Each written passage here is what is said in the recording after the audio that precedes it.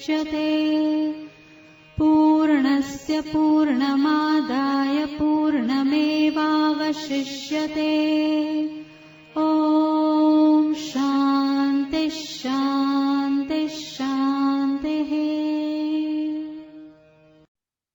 करारविन्देन पदारविन्दं मुखारविन्दे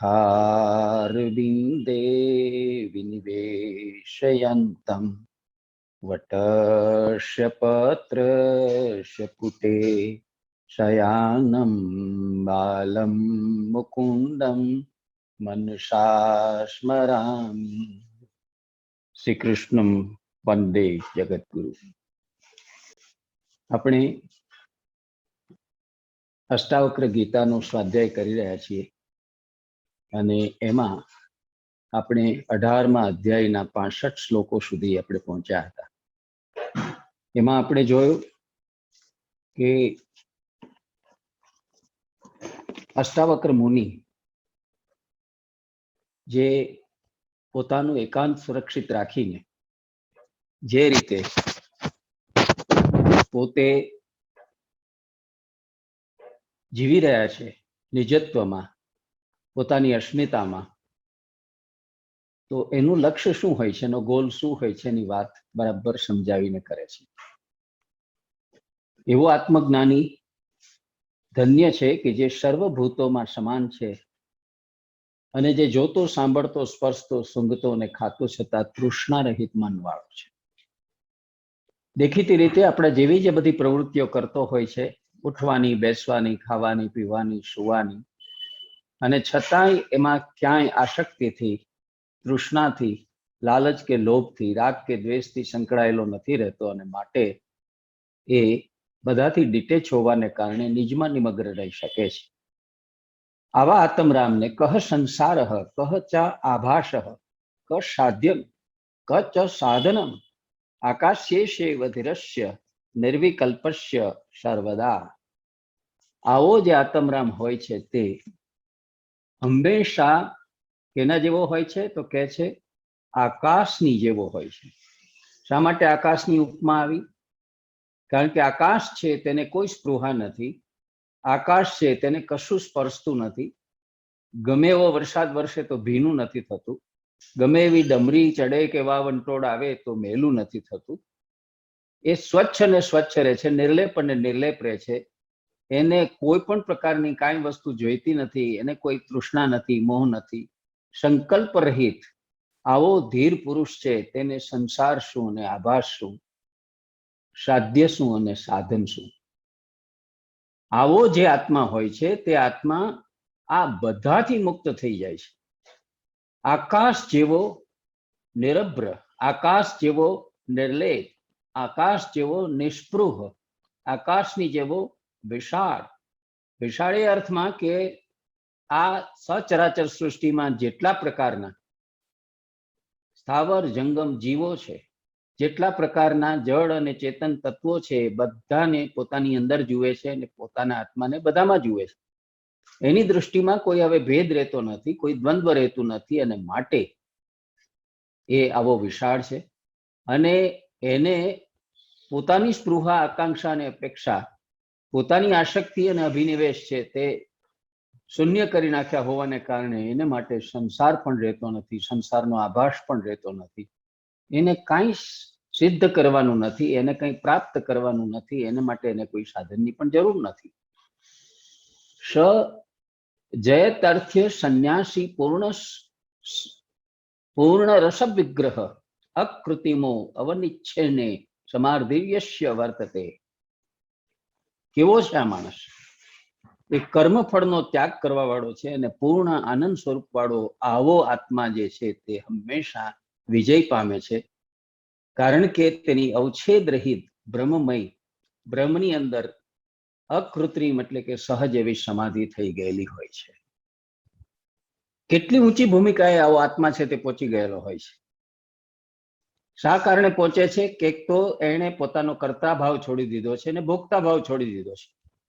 એટલે કર્મના ફળનો ત્યાગ કરી નાખ્યો, માટે નિષ્કામ થઈ ગયો, નિષ્પૃહ થઈ ગયો અને એને કારણે હવે કોઈ ભોગ ભોગવવાની વાસના કે લાલસા એને રહી નહીં, અને પરિણામે પોતે આત્મામાં સ્થિર થયો, એને કારણે આનંદ સ્વરૂપ બની ગયો. તો એવો આનંદ સ્વરૂપ થવાને કારણે એ પોતે કોઈ પણ પ્રકારના વ્યવધાન વિના, કોઈ પણ પ્રકારના વિક્ષેપ કે અંતરાય વિના પોતાના જ આત્મારૂપી બ્રહ્મમાં સમાધિષ્ઠ થઈને રહેવા લાગે છે. બહુનાત્ર કિમ મુક્તેન જ્ઞાત તત્વો મહાશય ભોગ ભોક્ષ નિરાકાંક્ષી સદા સર્વત્ર નિરસઃ. હવે હું તમને વધારે શું કહું? અષ્ટાવક્ર મુનિ કહે છે, બધું કહીને ફાયદો શું છે?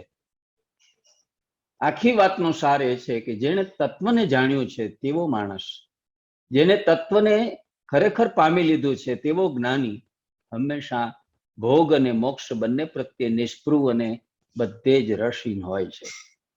જે આવું તત્વ પામી લે છે, સાચું, અજર, અમર, શાશ્વત, ત્રિકાલાબાધિત અને અંતિમ એવું સત્ય જે લોકો પામી લે છે, તેને આ સંસારના ભોગની પણ ઈચ્છા હોતી નથી, આ સંસારમાંથી મોક્ષની પણ ઈચ્છા હોતી નથી.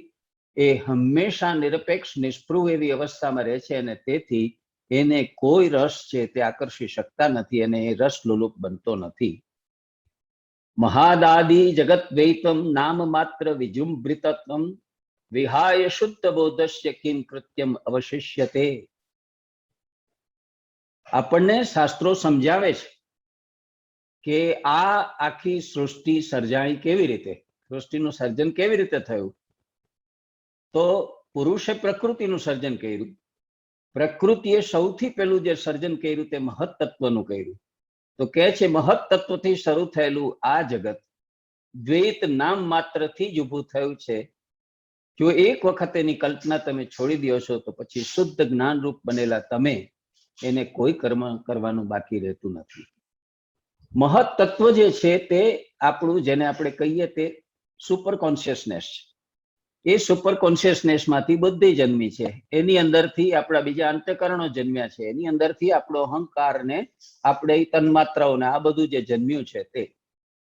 તો પંચમહાભૂત, પંચમહાભૂતની તન્માત્રાઓ આપણા એની સાથેના ઇન્દ્રિયના આવેગો ને આવેશો, એના ભોગ, એની કામનાઓ અને એને કારણે અનુભવાતા સુખ દુઃખાદી ભાવો અને હર્ષ અને શોકના વિભાવો, આ બધું જ જે છે તે જગત છે તે દ્વૈતથી જ ઊભું થયેલું છે. અને દ્વૈત શેને કારણે છે? મહત તત્વથી શરૂ થયેલું આ જગત. એટલે કે પ્રકૃતિએ મહત તત્વ સર્જ્યું, એની સાથે સાથે માયા પણ સર્જાઈ છે. આ પ્રકૃતિ પોતે જ માયાવી છે, અને માયાવી હોવાને કારણે આ જગતની અંદર બધું એક જ વસ્તુનું રમણા કે એનો લીલા વિલાસ હોવા છતાં આપણને એની અંદર દ્વૈત દેખાયા કરે છે. આપણને એની અંદર ઓપોઝિશન્સ દેખાયા કરે છે કે સ્ત્રી છે તો પુરુષ છે, રાત છે તો દિવસ છે, સુખ છે તો દુઃખ છે, આશા છે તો નિરાશા છે, જય છે તો પરાજય છે. આવા બધા દ્વંદ્વ આપણને દેખાયા કરે છે, તે આ માયા તત્વને કારણે છે. અને એ દ્વૈતથી આ જગત આખું ઊભું થયેલું છે. એક વખત તમે આ જગત નથી એવી કલ્પના જ્યારે કરી લ્યો છો અને આ જગત છે તે ભ્રાંતિ છે, સપનું છે એવું સમજી લ્યો છો, ત્યારે તમે શુદ્ધ જ્ઞાન રૂપ થઈ ગયા હોવાને કારણે તમારે પછી સંસારી મનુષ્ય જેવું કોઈ કર્મ બાકી રહેતું નથી. કારણ કે તમારે કોઈ આશા નથી, કોઈ અપેક્ષા નથી, કોઈ આશક્તિ નથી. બ્રહ્મભૂતમ મિદમ સર્વમ કેશ્ચિન્નાસ્તિતિ નિશ્ચયી અલક્ષ્ય સ્ફુર્ણ શુદ્ધ સ્વભાનીવ શામ્યતિ. તમને આવા જ્ઞાની માણસને, આવા આત્મરામને એક વાત સમજાઈ જાય છે, ને વાત એ છે કે આ બધું જગત તો બ્રહ્મરૂપ હોવાથી કાંઈ નથી. આ આપણે જ ઊભું કરેલું છે, આ આભાસી છે, સપના જેવું છે. એવા નિશ્ચય વાળો થયેલો હોવાને કારણે આવો આત્મરામ અલક્ષ્ય બ્રહ્મનું એને સ્ફુરણ થાય છે. જે લક્ષ્ય નથી, જે અગોચર છે, ગોચર નથી, જે દ્રશ્યમાન નથી, જે જોઈ નથી શકાતું, એવું અલક્ષ્ય, જેને કોઈ પામી નથી શક્યું, જે લક્ષ્યથી પણ દૂર છે, એવું જે છે તેવો શુદ્ધ પુરુષ સ્વભાવ વડે શાંત બની જાય છે. અને એને પોતાના જ હૃદયની અંદર, પોતાના જ આત્માની અંદર આવા અલક્ષ્ય બ્રહ્મનું સ્ફુરણ થતું હોય છે. એટલે કે એક આનંદનો, એક જ્ઞાનનો, એક પ્રેમનો, એક ચૈતન્યનો અનુભવ થતો હોય છે.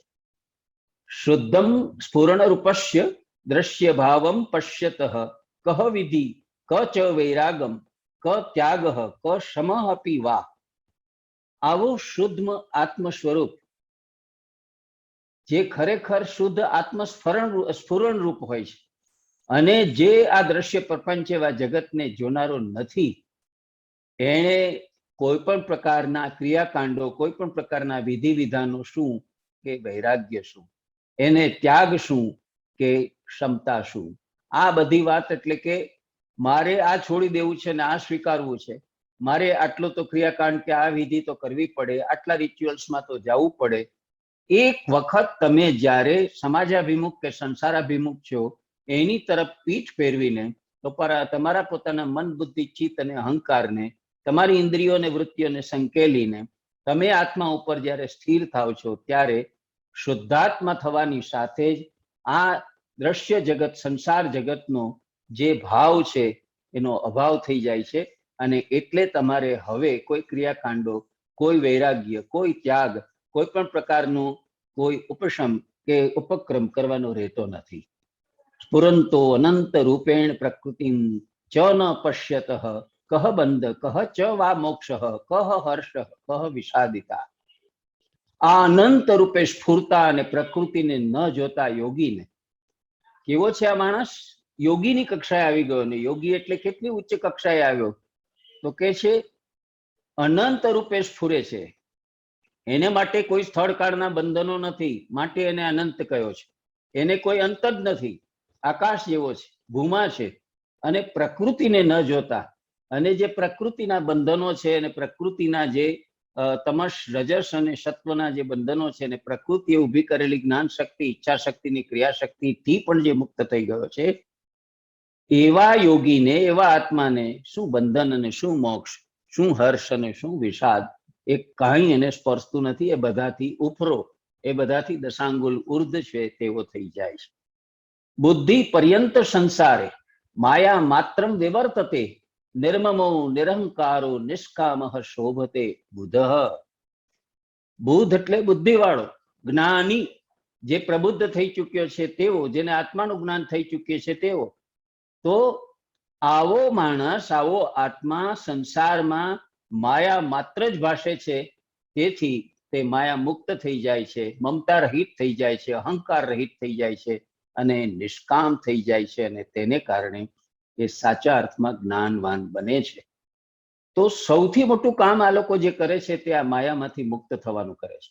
અહંતા અને મમતા, એની માયા, આ સંતતિ, સંપત્તિ, ઘર બાર, સ્ત્રી, આ વાડી વજીફા, આ સત્તા અને આ પદ હોદ્દો, આ આબરૂ પ્રતિષ્ઠા, એ બધાની માયા મમતામાંથી જે મુક્ત થઈ જાય છે, માણસ અહંકાર રીતે થઈ જાય છે અને નિષ્કામી પણ થઈ જાય. એના મનમાં પછી કોઈ કામના, કોઈ વાસના, કોઈ સ્પૃહા, કશું રહેતું નથી, કોઈ અપેક્ષા જેવું કંઈ રહેતું નથી. અને પરિણામે એવો જે આત્મા છે તે આત્મા સાચા અર્થમાં જ્ઞાની થઈ જાય છે અને જ્ઞાનીની જેમ શોભતો રહે છે. અક્ષયમ ગત સંતાપ માં આત્મનં પશ્યતો મુનેહ કહ વિદ્યા ક ચવા વિશ્વમ કહ દેહો અહમેતિ વા. આવો મનુષ્ય, આવો જ્ઞાની, આવો આત્મરામ પોતાના એકાંતને સુરક્ષિત રાખી અને પોતાના નિજત્વમાં, પોતાની અસ્મિતામાં સ્થિર થયેલો, અવિનાશી અને સંતાપ રહિત આત્માને જોનારો મુનિને વિદ્યાશી અને વિશ્વ શું, દેહ શું, અહંતા મમતા કેવી. આ માણસ કેટલી વસ્તુથી મુક્ત થઈ જાય છે એનું આખું વર્ણન કરે છે, એનું લિસ્ટ આપે છે, એની યાદી આપે છે કે આવો માણસ, આવી વ્યક્તિ જે છે તે આત્માને અવિનાશી અને સંતાપ રહિત જુએ છે. આત્મા જે છે તે તો વિનાશ પામનારો છે જ નહીં, અવિનાશી છે. અને બીજી બાજુ આત્માને કાંઈ સ્પર્શતું નથી, કારણ કે આત્માને કોઈ રૂપ નથી, ઘાટ નથી, આકાર નથી, અવયવ નથી. આત્મા એ નિરંજન, નિરાકાર, નિષ્પૃહ, નિર્ગુણ એવી અવસ્થા એની છે અને એને કારણે કોઈ સંતાપ એને સ્પર્શી નથી શકતા. એ કક્ષાએ જે પહોંચી ગયો છે તેવી વ્યક્તિને આ વિદ્યાને આ અવિદ્યા, આ પરાવિદ્યાને આ અપરાવિદ્યા, આ વિશ્વને આ સંસાર, આ શરીર અને આ શરીરની સાથે સંકળાયેલા બધા ભાવ વિભાવો, એની અહંતા અને મમતા, એને મન કોઈ વિષાદમાં રહેતા નથી, એ બધાથી મુક્ત થઈ જાય છે. નિરોધાદિની કર્માણી જહાતી જડ ધીર્યદી મનોરથાનમાં પ્રલામ્પાશ્ચ કર્મમ અમૌત્ય તતક્ષણાત. હવે એની સામે વિરોધાભાસ રૂપે સંસારી મનુષ્યનું ચિત્ર આપતા કહે છે કે જો જળ બુદ્ધિ વાળો સંસારી માણસ, જેની વિવેક બુદ્ધિ ખીલી નથી, જેને આત્મજ્ઞાન પ્રાપ્ત થયું નથી, જે હજી અજ્ઞાનને ઊંઘમાં એ કુંભકર્ણની જેમ સૂઈ રહ્યો છે, એવો જળ બુદ્ધિ વાળો ચિત્તવૃત્તિના નિરોધ વગેરેના કર્મો છોડી દે તો તે ક્ષણથી મનોરથોને પ્રલાપો કરવાનો આરંભ કરવા લાગે છે. જે માણસ કેટલીક વાર દેખાદેખીથી, કેટલીક વાર માત્ર સાંભળવાથી, કેટલીક વાર એક પ્રકારની જિજ્ઞાસાથી કે કુતૂહલથી આ દિશામાં આવે અને પોતાની ચિત્તવૃત્તિ નિરોધ કરવાનો પ્રયત્ન થોડો ઘણો કરી જુએ, પણ પછી પોતાનાથી આ શક્ય નહીં બને, પોતે આને માટે કાબેલ નથી કે સક્ષમ નથી એવું સમજીને જેવો એમાંથી પાછો ફરી જાય છે, તે ક્ષણથી પાછો એ પોતાના આવા સાંસારિક અને ભૌતિક જીવનના જે મનોરથો છે અને જે પ્રલાપો છે તેની અંદર પાછો ગળાડૂબ થઈ જાય છે. આ સંસારી જીવનની અંદર તો આપણે અનેક મનોરથો લઈને ચાલીએ છીએ. આ મારો મનોરથ છે, આ કરવું છે મારે, તે કરવું છે મારે, આટલું તો કરીને જ જવું છે વગેરે વગેરે. અને એમાંથી કેટલુંક થાય છે ને કેટલુંક નથી થતું, ત્યારે એના પ્રલાપો, એનું જલ્પન, એનો બબડાટ, એનો બકવાસ એ પણ આપણે કરતા રહીએ છીએ. તો આવો જળ બુદ્ધિ વાળો સંસારી મનુષ્ય આ કરવા લાગે છે. અને પછી કે છે મંદહ શ્રુત્વા અપી તદંતુ ન જહાતિ વિમૂઢતામ નિર્વિકલ્પો બહિર્યત્નાદંત વિષયલાલસહ. આવો મૂઢ, આવો સંસારી, આવો અજ્ઞાની એ પરમ વસ્તુને સાંભળીને પણ મૂઢતા છોડતો નથી, પરંતુ બહારથી પ્રયત્નો કરીને નિર્વિકલ્પ બનેલો હોવા છતાં અંદર તો હંમેશા વિષય વાસના વાળો જ રહે છે. તકલીફ અહીંયા છે, જે લોકો જડ છે, જે લોકોની બુદ્ધિ ખીલી નથી, જે લોકોની સમજ ખીલી નથી, અને જે લોકો હજી આ વસ્તુ સમજતા નથી, તેનો આ મુખ્ય પ્રશ્ન છે કે પરમ વસ્તુને સાંભળ્યા પછી આ સંસારમાં તારો મુખ્ય અને અંતિમ આશય તો અંતિમ સત્ય, અલ્ટિમેટ ટ્રુથ, અલ્ટિમેટ રિયાલિટી એને પામવાનો છે, સત્યને પામવાનો છે, સત્ય ઉર્ફે આત્મા ઉર્ફે પરમાત્મા ઉર્ફે પરબ્રહ્મને પામવાનો છે. એવું શાસ્ત્રો પાસેથી અને કહેવાતા મહાત્માઓ અને સંતો પાસેથી સાંભળીને પણ એને પ્રેરણા થતી નથી, એને ઈચ્છા થતી નથી આવું કંઈ કરવાની, એ દિશામાં આગળ વધવાની. એ પોતાની મૂઢતા અને મૂર્ખતા છોડતો નથી. બહારથી પ્રયત્નો કરી અને નિર્વિકલ્પ બનેલો, ત્યારે એના જે પ્રયત્નો હોય છે તે આ બહારના જગતમાં બધા પ્રયત્નો હોય છે, અને બહારથી દેખાવ કરે કે મને કોઈ વિકલ્પ નથી, મને કોઈ છાયા પ્રકાશ નથી, મારા મનની અંદર કોઈ ઉદ્માતો નથી, હું કોઈ સ્પૃહાઓમાં ઘેરાયેલો નથી, શેનાઈથી લપેટાયેલો નથી વગેરે. પણ એના ચિત્તની અંદર સંસાર ભરપૂર ભરેલો હોય છે. એ સંસાર છોડીને ગમે ત્યાં સંન્યાસીનો ભાવ ધારણ કરે તો પણ એના ચિત્તમાંથી સંસાર છે તે દૂર થતો નથી. એટલે બાહ્ય રીતે અસંસારી હોવાનો ઢોંગ કરે, દંભ કરે, પણ આંતરિક રીતે તો એ સંસારી જ હોય છે. જ્ઞાનાદ ઉદ્દલિત કરતા યો લોક દ્રષ્ટ્યા અપી કર્મકૃત નાન્યોત્યવરમ કર્તૃ વક્તુમેવ ન કિંચન. જે જ્ઞાન વડે ક્ષીણ બનેલા કર્મ વાળો છે અને માત્ર લોક દૃષ્ટિથી કર્મ કરનારો આપણને લાગે છે, તેને તો કંઈ પણ કરવાનો કે બોલવાનો અવસર જ પ્રાપ્ત રહેતો નથી કે થતો નથી. એની સામે આને જક્સ્ટાપોઝ કરીને, એને સરખાવીને, એની સામે મૂકીને, જળ બુદ્ધિવાળા અજ્ઞાની સંસારી મનુષ્યની સામે આવો પોતાના જ્ઞાનને પામેલો, પોતાના નિજત્વને પામવા અને ઓળખવા અને સમજવા મથતો એવો જે જ્ઞાની છે તે કેવો છે તો કે છે ક્ષીણ બનેલા કર્મવાળો. એના કર્મો હવે રહ્યા નથી, એના કર્મોના બંધનો હવે રહ્યા નથી. એ જે કંઈ કર્મ આપણને કરતો દેખાય છે તે લોક દૃષ્ટિથી થતા કર્મો છે, પારમાર્થિક દ્રષ્ટિએ કર્મો પણ હોતા નથી. કારણ કે એ બધા કર્મો જે છે તે આવા ઈશ્વર કે પરમાત્માના વતી થકી એને માટે કરે છે, એનો કરતા એને માને છે, પોતે તો માત્ર સાધન કે વાહન હોય એવું સમજે છે, અને એનું જે કંઈ ફળ કે પરિણામ મળે તેનું પણ બધું જ નિવેદન એ ઈશ્વરને કે પરમાત્માને કરી દે છે. તો આવો નિષ્કામ થયેલો, જેને કર્મો હવે કરતો હોય છતાં પણ કર્મનો કાંઈ સ્પર્શ લાગતો જ નથી, એને કાંઈ પણ કરવાનો કે બોલવાનો કોઈ અવસર પ્રાપ્ત થતો નથી. પોતાની જ મસ્તીમાં જે લોકો મસ્ત હોય છે, પોતાની જ મોજમાં જે લોકો મસ્ત હોય છે, પોતાના જ નિજત્વમાં અને સ્વની સાથે જે લોકો બરાબર મેળ કરીને બેઠા હોય છે, સંયોગ કરીને બેઠા હોય છે, એની સાથે જે લોકો જીવતા હોય છે, એને કાંઈ બોલવાનું કે કરવાનું ગમતું નથી. પોતાની નિજની આત્માની એના અખંડ અને અનંત આનંદની અને સુખની અનુભૂતિમાં રસબસ રહેવાનું એને પ્રાપ્ત થાય છે અને ગમે છે.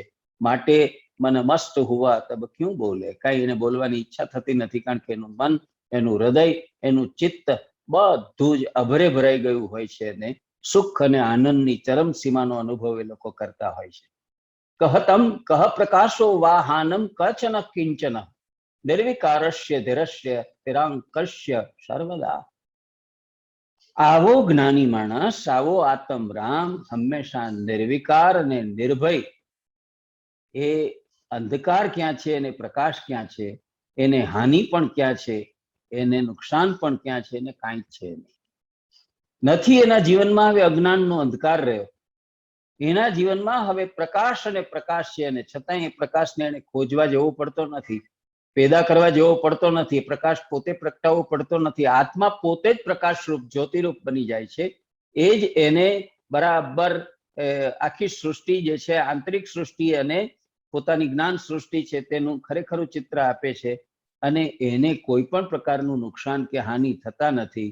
જેણે સંસારને મનમાંથી સંપૂર્ણપણે ઉસેટી નાખ્યો છે, ઘસી ભૂસીને દૂર કરી નાખ્યો છે, અને આકાંક્ષા, એષણા, અપેક્ષા અને આસક્તિ, મોહ, તૃષ્ણા આ બધાથી જે છૂટી ગયો છે, એ માણસ જે છે તે આ રીતે કોઈ પણ પ્રકારના એને ભેદો નડતા નથી.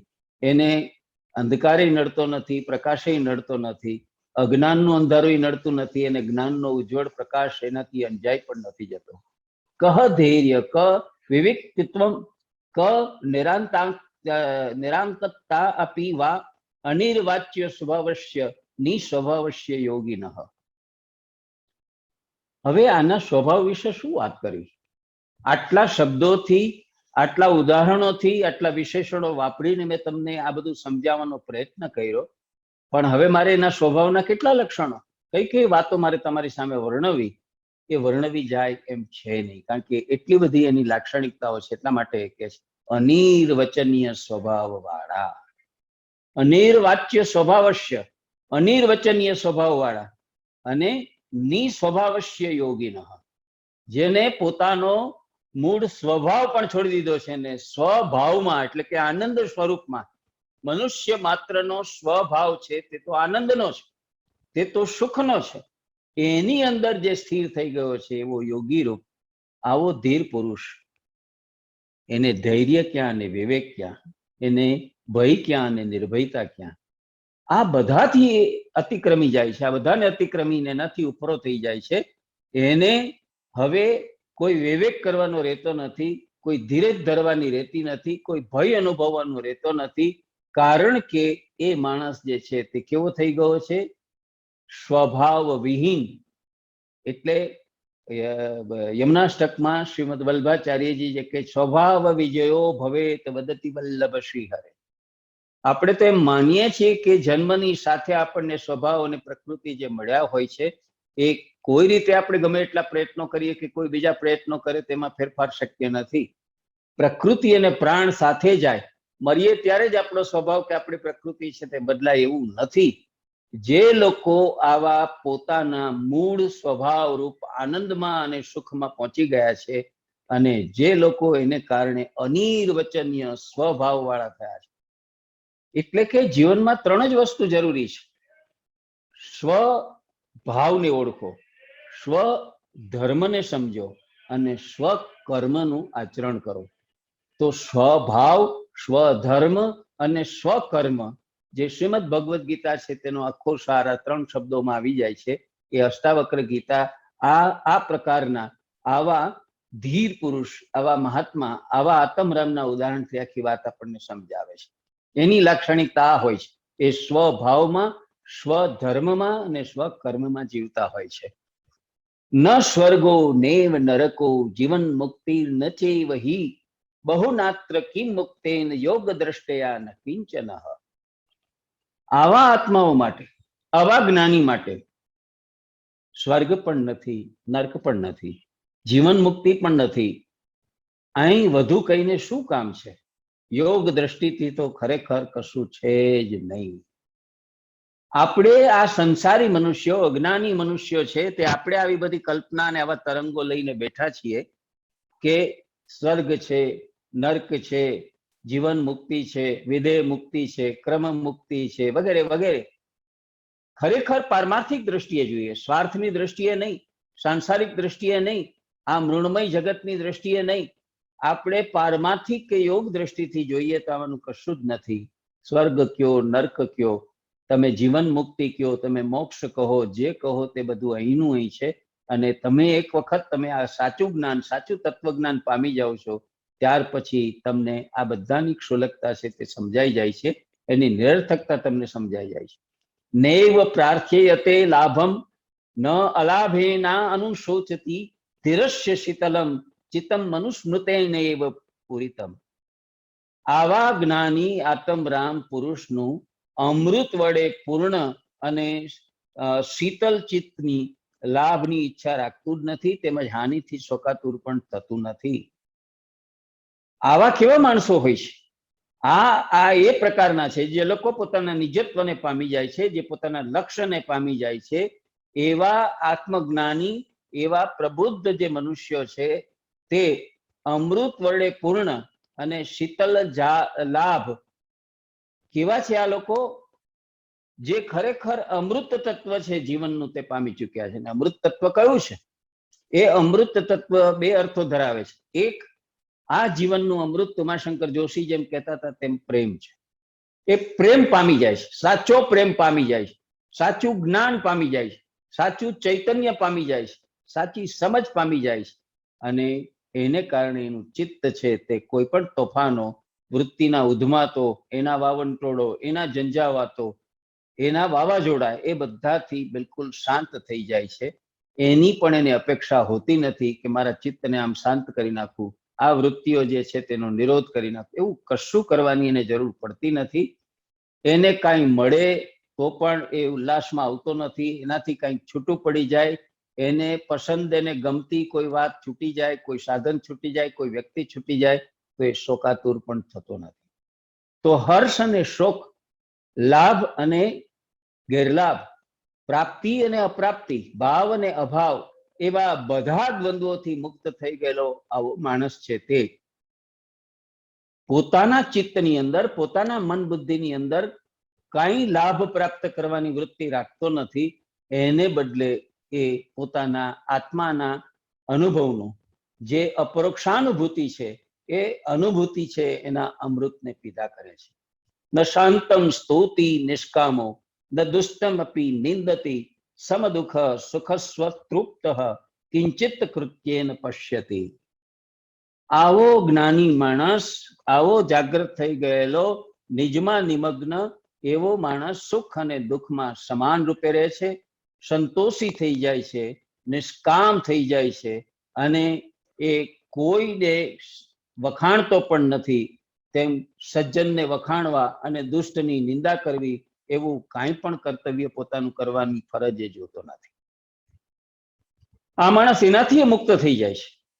સામાન્ય રીતે આપણે તો એમ કહીએ છીએ કે વ્યક્તિની જે કોઈ લાક્ષણિકતા કે વિશેષતા હોય, એણે જે કંઈ સારું કામ કર્યું હોય એની સમાજે કદર બુજવી જોઈએ. જે સંસાર, જે સમાજ, જે રાષ્ટ્ર એ કદર બુજવાનું જાણે છે, જેને કાંઈ પણ સારું કામ કર્યું હોય, અર્પણ કર્યું હોય, યોગદાન કર્યું હોય, એનું યથોચિત્ત સન્માન કરવું, એની કદર બુજવી એ કોઈ પણ વ્યક્તિ, સમાજ કે રાષ્ટ્રને માટે થઈને પરમ કર્તવ્ય છે એવું આપણે સમજીએ છીએ. આવા જ્ઞાની આત્માઓ તો આવા કર્તવ્ય કે આવી ફરજથી પણ મુક્ત છે. કેમ? કારણ કે હવે એને મન સુખ અને દુઃખ એ બધું સમાન છે.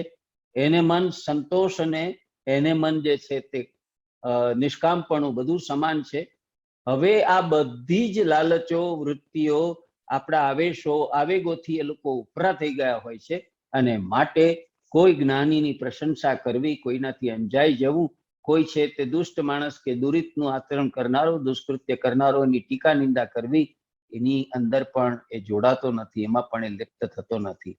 ધીરો ન દ્વેષ્ટિ સંસારાત્માનમ ન દિદક્ષતિ હર્ષામ અહર્ષ વિનિર્મુક્તો ન મૃતો ન ચ જીવિતી. આવો નિજમાં નિમગ્ન આત્મજ્ઞાની એવો મનુષ્ય સંસારનો દ્વેષ કરતો નથી, તેમજ આત્માને જોવાની ઈચ્છા પણ રાખતો નથી. આપણે બે સામસામા છેડા જોઈએ છીએ. કેટલાક મનુષ્યો એવા હોય છે કે જે સંસાર છે તેને બહુ જ ભોગવે છે ને એમાં આનંદ પામે છે. બીજા કેટલાક એવા છે કે જે સંસારથી કંટાળી જાય છે, દુભાય છે, સિજાય છે, રેબાય છે અને એના દ્વેષી થઈ જાય છે. આ માણસને તો સંસારનો રાગય નથી અને સંસારનો દ્વેષય નથી. તેમ બીજી બાજુ પેલા જે લોકો સંસારથી દુભાયેલા દુણાયેલા હોય છે એ લોકો આત્માને જોવાની ઈચ્છા રાખતા હોય છે. આ લોકો એ ઈચ્છાથી પણ મુક્ત હોય છે, કારણ કે આખરે ઈચ્છા માત્ર અપેક્ષા છે, ઈચ્છા માત્ર સ્પૃહા છે, ઈચ્છા માત્ર મોહ છે, ઈચ્છા માત્ર આકર્ષણ છે, અભિનિવેશ છે, આશક્તિ છે. જો એવી આશક્તિ કે કામનામાં રહીશું તો ફરી પાછા બંધનો ઉભા થવાના છે, તે બરાબર એ સમજે છે, એટલે એનાથી પણ એ મુક્ત છે અને એ માણસ એની અંદર પણ જીવતો નથી. તો નિસ્નેહ પુત્ર દારાદો નિષ્કામો વિષયેષુ ચ નિશ્ચિત સ્વશરીરે અપી નિરાશ શોભતે બુધ. આવો બુદ્ધિમાન, આવો વિવેક બુદ્ધિ વાળો, આવી સમજદારી વાળો એ પુત્ર સ્ત્રી વગેરેમાં સ્નેહરહિત થઈ જાય છે, વિષયોની બાબતમાં નિષ્કામ અને અનાસક્ત થઈ જાય છે અને પોતાના દેહ કે શરીર પ્રત્યે પણ નિશ્ચિંત અને નિરાશ થઈને જ્ઞાનીની જેમ વર્તન કરતો થાય છે. જો તમે એને કોઈની માયા મમતા રહેતી નથી, ન તો પોતાની પત્નીની, ન તો પોતાના કુટુંબની, ન તો પોતાના સંતાનોની, ન તો પોતાની સંપત્તિની, એ ન તો પોતાને ભોગવવાના જે વિષયો છે ભોગની, કોઈ પણ પ્રકારની, અરે પોતાના શરીર શુદ્ધાની એને કોઈ ખેવના હોતી નથી. એ માણસ એ બધાથી મુક્ત થઈ જાય. શરીરનું જે થવું હોય તે થાય અને બાકીના બધાનું પણ જે થવું હોય તે થાય. તો એના માયા મમતાના બંધનો પણ એ છોડી દે છે. એ સાચા અર્થમાં બુદ્ધિમાન છે, સાચા અર્થમાં વિવેક જ્ઞાન પ્રાપ્ત કરી ચૂકેલો છે. તુષ્ટિ સર્વત્ર ધીરસ્ય યથા પતિત વર્તિનઃ સ્વચ્છંદો ચરતો દેશ્ય અન્યસ્ત્ર અમિત શાયીનઃ. આવો મનુષ્ય કેવો હોય છે? આવો વિવેકી, આવો નિજમાં નિમગ્ન થયેલો, આવો સંતુષ્ટ, આવો આત્મસ્થ બ્રાહ્મી સ્થિતિમાં જીવતો, તો કે છે યથા પ્રાપ્ત વર્તન કરનારો. જેવું વર્તન એને કરવું જોઈએ તેવું જ વર્તન એ કરતો હોય છે. સમય અનુસાર, સંયોગ અનુસાર જે વર્તન એને કરવાનું પ્રાપ્ત થાય એવું વર્તન એ કરતો હોય છે.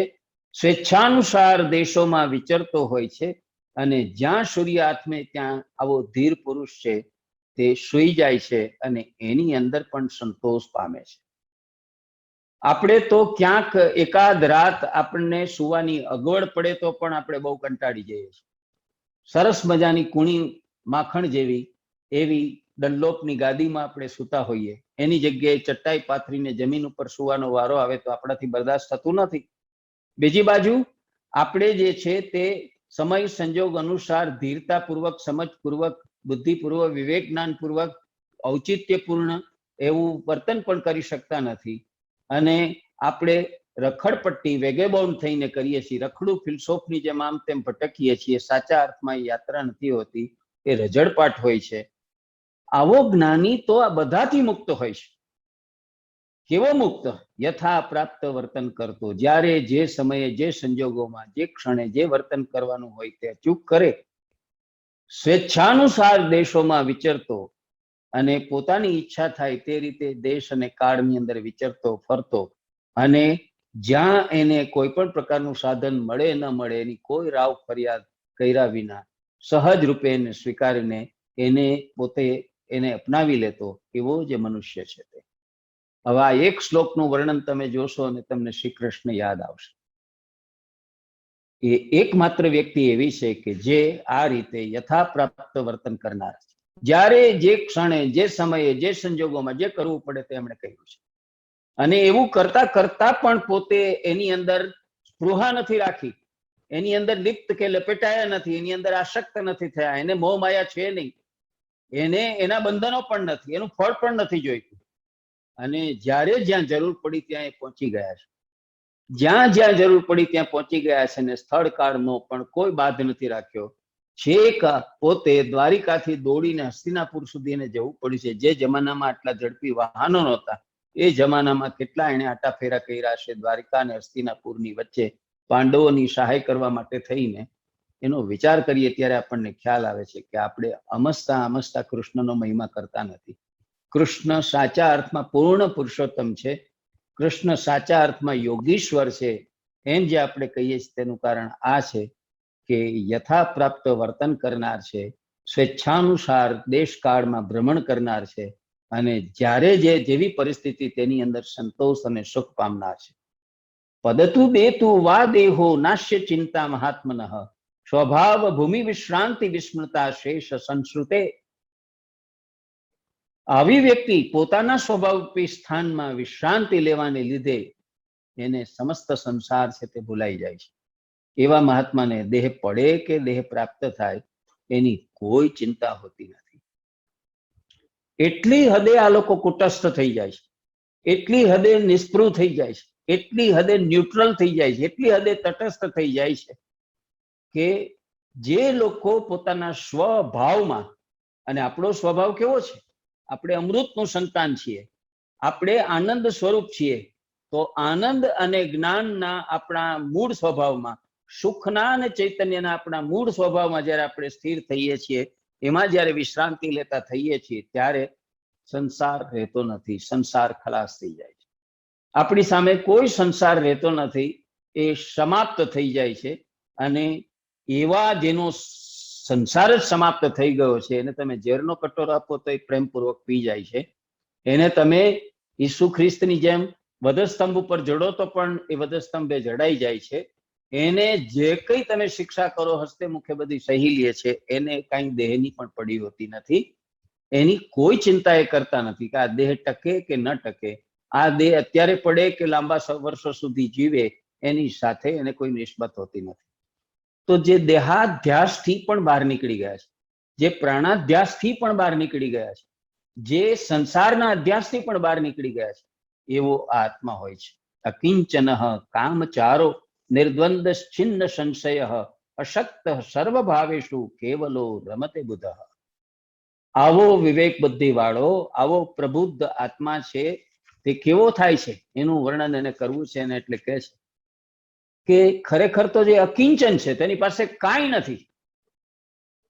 અકિંચન આપણે કોને કહીએ? જેની પાસે કાંઈ નથી, એવો દરિદ્ર, જેની પાસે કશું પણ નથી અને છતાંય પોતાની ઈચ્છા અનુસાર જે વિચરે છે.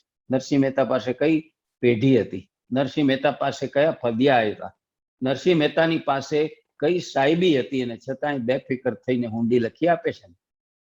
આ કક્ષાએ લોકો પહોંચી ગયા હોય છે. જે નિર્દ્વંદ છે, જેના સંશયો નાશ પામ્યા છે, જે સર્વભાવોમાં આસક્ત રહે છે, અને જે કેળવે, જે કેવળ છે એવા જ્ઞાની છે, તે હંમેશા સુખમાં, આનંદમાં જ રમણ કરે છે. તમે જુઓ કે નરસિંહ મહેતાને બધું હતું. પત્ની હતી, પુત્રી હતી, પુત્ર હતો, પુત્રવધુ હતી, નાતી હતી, ભાઈ ભાભી હતા, એટલે કે ગૃહસ્થ હતો, ગૃહિણી હતી, સંતાનો હતા, સામાજિક વ્યવહારો હતા. નાગર જ્ઞાતિ હોવાને કારણે કેટલાક ખરેખર વ્યવહારો, રીત રિવાજો હતા. આ બધું હોવા છતાં એ માણસ જે છે તે સાવ નિષ્કંચન અને દરિદ્ર રહીને કેવળ ભજન કર્યા કરે છે, ઈશ્વર ભરોસે જીવે છે કે એ યોગક્ષેમ વહામી અહમ, એવું પોતે કહ્યું છે તે કરશે.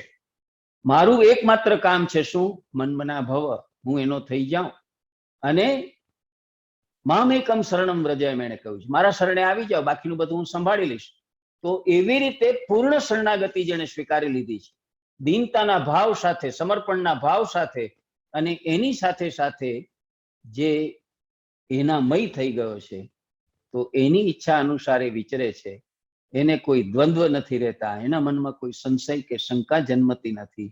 બધા જ ભાવોમાં એ અશક્ત, અને બધા જ ભાવો જે છે સર્વ ભાવોમાં તે આસક્તિ પણ રાખતો નથી. કોઈ ભાવ, કોઈ ભાવના વિભાવો, કોઈ વિવર્તો એને આકર્ષતા નથી. એ સ્થિત પ્રજ્ઞ થઈ જાય છે, એ ક્ષમતાયુક્ત થઈ જાય છે. આ સ્થિતિ. પત્ની ગુજરી જાય તો કે ભલું થયું ભાંગી જંજાળ, સુખે બચશું. પુત્ર ગુજરી જાય જુવાન જોત, અને ઘરમાં યુવાન એવી પુત્રવધુ હોય તો પણ વિચલિત થતો નથી. પુત્રી કુંવરબાઈના સીમંતનો પ્રસંગ આવે છે અને નાગરી નાતના રિવાજ મુજબ ભારે મામેરું કરવાનો પ્રસંગ આવે છે. પાસે ફદ્યું નથી અને છતાંય જે વિચલિત થતો નથી.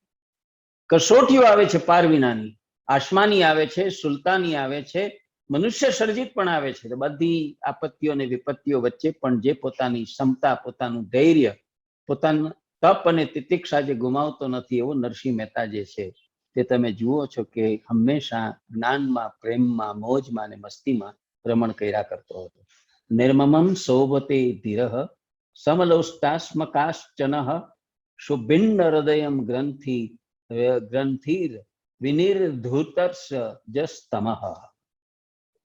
આવા મમત્વ રહિત મનુષ્ય માટે, આવો જે સાચો જ્ઞાની થઈ ગયો છે, જેને મમતા છૂટી ગઈ છે, એવા વ્યક્તિને માટે, એવા જ્ઞાની સજ્જનને માટે માટીના ઢેફા, પથ્થર અને સોનું છે તે બધું એક સરખું હોય છે. એને સોના મોરો વચ્ચે અને માટીના ઢેફા વચ્ચે કોઈ તફાવત હોતો નથી. એને એ ગાળ માટી બરાબર સમજે છે. શું કામ? એના હૃદયની બધી ગાંઠો સદંતર છૂટી ગઈ હોય છે. આપણે તો જીવનમાં ગાંઠો જ માર્યા કરીએ છીએ. આની સાથે વેર લેવાની, આની સાથે હિસાબ પતાવવાની, આની સાથે છે તે સ્વાર્થનો સંબંધ બાંધવાની, આની સાથે સંબંધમાં જરા રૂકાવટ કરવાની, ગાંઠો ગાંઠો ગાંઠો આપણે મારતા જઈએ. તો આપણું હૃદય કેટલું ગંઠાઈ જાય છે, અને ગંઠાઈને કારણે કેટલું સંકુચિત થઈ જાય છે, કેટલું સંકીર્ણ થઈ જાય છે. એની જગ્યાએ જેના હૃદયની બધી ગાંઠો છે તે સદંતર છૂટી ગઈ છે. કોઈ પ્રકારના એના મનની અંદર શંકા અને સંશયો નથી, કોઈ પ્રકારના રાગ અને દ્વેષ નથી. પતંગની દોરી એકદમ સીંચી લેવાને કારણે ગૂંચવાઈ ગઈ હોય અને ગૂંચડું થઈ ગયું હોય, એવા ગૂંચડા જેવા, પતંગની દોરીના ગૂંચડા જેવા આપણે ગૂંચવાયેલા સંસારમાં સંસારી મનુષ્યો જીવીએ છીએ. પણ જેના હૃદયની ગાંઠો છે તે સરકણી ગાંઠની જેમ બધું જ ખુલ્લું થઈ ગયું હોય, કોઈ ગુચ્છ રહ્યો ન હોય, કઈ ગૂંચવાયેલું રહ્યું ન હોય, અને જેણે રજોગુણ અને તમોગુણને તદ્દન પોતાનામાંથી દૂર કર્યા છે, એવા ધીર પુરુષ રૂપે શોભે છે. જેણે પોતાની અંદરથી તામસી ગુણો અને રજોગુણ છે તેને વિદાય આપી દીધી છે. કેવળ સત્વગુણની અંદર જે લોકો જીવ્યા કરે છે, એવા માણસો સાચા આત્મરામ છે, સાચા પોતે નિજત્વને પામેલા છે. સર્વત્ર નાવ ધ્યાનસ્ય ન કિંચિદાશના હૃદિ મુક્તાત્મનો વિતૃપ્તસ્ય તુલના કેન જાયતે. આવા મનુષ્યો સર્વત્ર અનાસક્ત રહેનારા હોય છે. જ્યાં જાય ત્યાં ગમે તેવો આકર્ષક, ગમે તેવો લોભામણો, ગમે તેવો લલચાવનાર એવો સમય સંજોગ સંસાર આવે તો પણ એના હૃદયમાં કશી વાસના હોતી નથી. આ હું માણી લઉં, આ હું ભોગવી લઉં, આને હું પ્રાપ્ત કરી લઉં, કોઈ જાતની એના મનની અંદર કે ચિત્તની અંદર કે હૃદયમાં વાસના રહેતી નથી. માટે એ મુક્તાત્મા થઈ ગયો હોય છે. કારણ કે સંતુષ્ટ મનુષ્યની આપણે બીજું શું નામ આપીએ? જે માણસ બધી વાતોથી ધરાઈ ગયો છે, જેને ધરવ આવી ચૂક્યો, જે સંતુષ્ટ થઈ ગયો છે, હવે એને કાંઈ જોઈતું નથી, કોઈ વસ્તુની અપેક્ષા નથી, આકાંક્ષા નથી, એષણા નથી, તો એવો સંતુષ્ટ મનુષ્ય છે, એની તુલના મુક્તાત્મા સિવાય બીજા કોની સાથે કરી શકાય? અષ્ટાવક્ર મુનિ કહે છે કે એની તુલના કોઈની સાથે કરવી શક્ય નથી, એની જોડ જડવી મુશ્કેલ છે. એ અજોડ છે, એ અનન્ય છે, એ યુનિક છે. તમને એના જેવા ઉદાહરણો બીજા નહીં મળે. તમે કોની સાથે એની તુલના કરશો? જનનપી ન જાનાતી, પશ્યન્નપી ન પશ્યતિ, બ્રુવન્નપી ન ચ બ્રુતે, કહ અન્ય નિર્વાસના ગૃહે. આવો વાસના રહિત પુરુષ, આવો જ્ઞાની માણસ, એના સિવાય બીજો કોણ જાણતો હોય છતાં જાણતો નથી, જોતો હોય છતાં જોતો નથી, અને બોલતો હોવા છતાં બોલતો નથી. જો તમારી આજુબાજુમાં આવી કોઈ વ્યક્તિ તમે જુઓ કે જોતો હોવા છતાં ન જોતો હોય, બોલતો હોવા છતાં ન બોલતો હોય, અને જે માણસ જાણતો હોવા છતાં ન જાણતો હોય, મતલબ કે જે માણસ પેલા ગાંધીજીના 3 વાંદરાની મૂર્તિની માફક આ સંસારની જે કંઈ આભાસી મિથ્યા ક્ષણભંગુર એવી જે કહેવાતી બધી જ લીલાઓ છે, લીલાઓને જોતો નથી, સાંભળતો નથી, જાણતો નથી, એની ઈચ્છા માત્ર પણ કરતો નથી, એવો જે માણસ છે તેની તુલના કોની સાથે કરે? એનો રાગ નીકળી ગયો છે, એની વાસના જતી રહી છે, એ માણસની અપેક્ષા આશક્તિ જતી રહી છે, બધાથી મુક્ત થઈ ચૂકેલો છે અને માટે આ કક્ષાએ જીવે છે. ભિક્ષુર્વા ભૂપર્તિ વાપી યો નિષ્કામઃ સશોભતે ભાવેશુ ગલિતા યસ્ય શોભના શોભના મતિઃ. જે પ્રશ્ન બધાને જનક મુનિએ પૂછ્યો હતો કે મેં સ્વપ્નમાં જોયું કે હું ભિખારી થઈ ગયો, તો એ સત્ય? કે મેં જાગીને જોયું કે હું મારા પોતાના શયન કક્ષની અંદર દોમ દોમ સાહેબી અને સેવકો સાથે જીવતો મોજ માણી રહ્યો છું, તે સત્યનો ઉત્તર અહીંયા આવ્યો આ શ્લોકમાં. શું કહે છે? વસ્તુઓમાં જેની સારી નારસી ભાવના દૂર થઈ ગઈ છે ને જે નિષ્કામ છે, તે ભિખારી હોય કે રાજા હોય તો પણ હંમેશા શોભાયમાન હોય છે. શું ફેર પડે છે? એ વખતે તરત જ ઉત્તર રૂપે અષ્ટાવક્ર મુનિએ કહી દીધું કે બે ખોટા, બેમાંથી એકેય સાચું નથી. સ્વપ્ન પણ તારું સાચું નથી ને જાગ્રત અવસ્થામાં તે અનુભવ લીધો એ પણ સાચો નથી. આ જાગ્રત અવસ્થા તું જેને કહે છે એ પણ ખરેખર અંધકારની અને ઊંઘની જ અવસ્થા છે. તું કુંભકર્ણ જેવી ઊંઘમાં છો, નિદ્રામાં છો, તું જાગતો છો જ નહીં. અજ્ઞાનમાં જીવસ તું. અને જે અજ્ઞાની છે એ માણસ છે, એની અવસ્થા તો ભ્રાંતિયુક્ત છે, એની અવસ્થા જે છે તે તો આભાસી જ છે. તો સ્વપ્નમાં જોયેલી કે જાગતા જોયેલી તારી જે અવસ્થા છે બંને ખોટી છે, બેમાંથી એકેય સાચી નથી. તું ભિખારી પણ નથી અને તું રાજા પણ નથી. ખરેખર તું કેવળ અને કેવળ આત્મા છો. નિજમાં નિમગ્ન થા, તારા પોતાનામાં વશ. એટલા માટે આપણે ત્યાં એક નાનકડી કહેવત છે, સ્વમાં વશ આઘો ખસ એટલું બસ. મનુષ્ય માત્રે સમાજમાં, કુટુંબમાં, પરિવારમાં, મિત્રોમાં, સૌની વચ્ચે વસવાને બદલે જાતમાં વસવાનું શીખવાનું હોય છે. સ્વમાં વશ, તારા પોતાનામાં, તારા નિજત્વમાં, તારા આપોપામાં, તારા પોતાના અંગતપણામાં જીવતા શીખતું. આઘો ખસ, શેનાથી આઘું ખસવાનું છે? સંસારથી, સંસારની જડો જતાઓથી, સંસારની આશના વાસનાઓથી, સંસારના પ્રલોભનોથી, સંસારની આકાંક્ષા અને અપેક્ષાઓથી દૂર જવાનું હોય છે. આટલું કરીશ તો પણ ઘણું છે, પૂરતું છે, એટલું બસ. આટલું કરતા શીખ. આ સંસાર અને આ સંસારના જે ચકાચોંધ છે એનાથી દૂર જવાનું કર અને સ્વમાં વસવાનું કર. જે લોકો આ કરી શકે છે તે સારી નરસી તમામ ભાવનાઓથી દૂર થઈ જાય છે, નિષ્કામ નિષ્પૃહ એવા થઈ જાય છે. એને કોઈ કામના રહેતી નથી, એને કોઈ સ્પૃહા રહેતી નથી, એ અનાશક્ત થઈ જાય છે, એને કોઈ આશક્તિ રહેતી નથી. અને એ લોકો અતૃષ્ણાવાન, એટલે કે જેને કોઈ તૃષ્ણા રહેતી નથી, અને મોહ વિરત એવા મોહથી પણ મુક્ત થઈ જાય છે. કહ અછંદ્ય કહ સંકોચ ક વા તત્વ વિનિશ્ચય નિર્વ્યાજાર્ય ભૂતસ્ય ચરિતાર્થસ્ય યોગિન. આવી વ્યક્તિ, આવો જ્ઞાની જે નિજમાં નિમગ્ન થઈ ગયો છે, પોતે પોતાની અંદર સ્થિર થઈ ચૂકેલો છે, તે નિષ્કપટ, સરળ અને કૃતાર્થ યોગી જેવો છે. એને સ્વચ્છંદતા એટલે શું, સંકોચ એટલે શું, અને તત્વનો નિશ્ચય પણ ક્યાં કરવાનો હોય છે. જો કેટલી બધી મર્યાદાઓમાંથી, કેટલા બધા રિચ્યુઅલ્સમાંથી, કેટલા ક્રિયાકાંડોમાંથી એ મુક્ત થઈ જાય છે. આટલું કરતાની સાથે કોઈ કર્મ કરવાના રહેતા નથી, કોઈ બંધનોમાં પડવાનું રહેતું નથી, કંઈ જોઈતું નથી, કંઈ પામવું નથી, કંઈ અપેક્ષા નથી. આવો માણસ નિષ્કપટ થઈ જાય છે. એને કોઈ કપટ કરવા પણ રહેતું જ નથી, કારણ કે કંઈક પામવું હોય તો કપટ કરવું, કંઈક ઈચ્છા હોય, લાલસા હોય, કંઈક સ્વાર્થ હોય, કંઈક ગણતરી હોય તો કાડાધોડા કરવા પડે.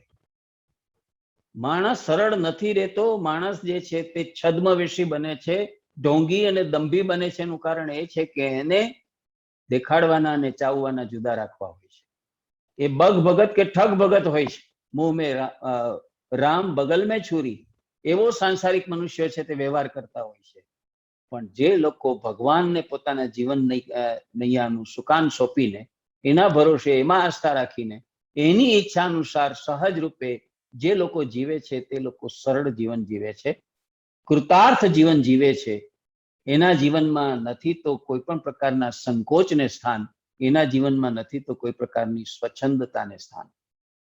એ માણસ ક્યારેય ઉચ્છૃંખલ નથી થતા, ક્યારેય સ્વચ્છંદ નથી થતા, ક્યારેય ભોગી નથી થતા. એવા માણસો છે તે ક્યારેય કોઈ જગ્યાએ કોઈ પણ અવસ્થામાં સંકોચ નથી પામતા. સંસારમાં તો આપણે વાતે વાતે સંકોચ પામીએ છીએ. આજે બરાબર શેવિંગ કર્યું નથી એટલે હું પ્રેઝન્ટેબલ નથી, હું કેવી રીતે લોકોની પાસે જાઉં, હું શોભું નહીં, આ સંકોચ. બીજી બાજુ મારા વસ્ત્રો મેલા છે, હું કેવી રીતે જાઉં, મારા વસ્ત્રો સમારંભને કે બિજલસને અનુકૂળ નથી તો હું કેવી રીતે જાઉં, સંકોચ. મારી પોતાને મને આ ભાષા નથી આવડતી, મારું આટલું અજ્ઞાન છે, આ બધા જ્ઞાનીઓ વચ્ચે હું કેવી રીતે જાઉં, સંકોચ. અનેક પ્રકારના સંકોચોમાં આપણે જે છે તે મનુષ્ય, સંસારી મનુષ્ય, અજ્ઞાની મનુષ્ય છે તે જીવ્યા કરે છે અને એને કારણે સરળ નથી થઈ શકતા, એ કપટીના કપટી રહે છે. એ લોકો સરળ રહેવાને બદલે દુર્ગમ ને દુર્બોધ થઈ જાય છે. ગોળ ગોળ વાતો કરે, પોતાનો સ્વાર્થ સાધવા માટે થઈને સાચી ખોટી વાતો ઉપજાવી કાઢે, મીઠા વચનો બોલે. તો મોઢામાં મીઠા વચનો ને પેટમાં કાંતી જેને કહે છે, કેવી રીતે આનો ઘડો લાડવો કરી નાખું, કેવી રીતે આની પાસેથી મહત્તમ પ્રાપ્ત કરી લઉં કે મેળવી લઉં, એવી ઈચ્છાથી જૂઠો વ્યવહાર કરતા થાય છે અને કપટ, કાળા ધોળા, અમાનવીય, અનૈતિક એવા વ્યવહારો કરતા થઈ જાય છે. એની જગ્યાએ આવા લોકો છે તે નિષ્કપટ, સરળ અને કૃતાર્થ થયેલા હોય છે, એને કોઈ સંકોચ હોતો નથી. તમે જો આજના સમાજમાં તમે કોઈ થીગડું મારેલું કપડું પહેરેલું ક્યાંય તમને દેખાય છે?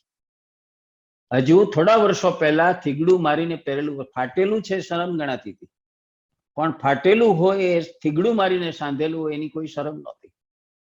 જે સ્થિતિ છે તે સ્થિતિનો સહજ સ્વીકાર હતો કે ભાઈ અમે ગરીબ છીએ તો છીએ.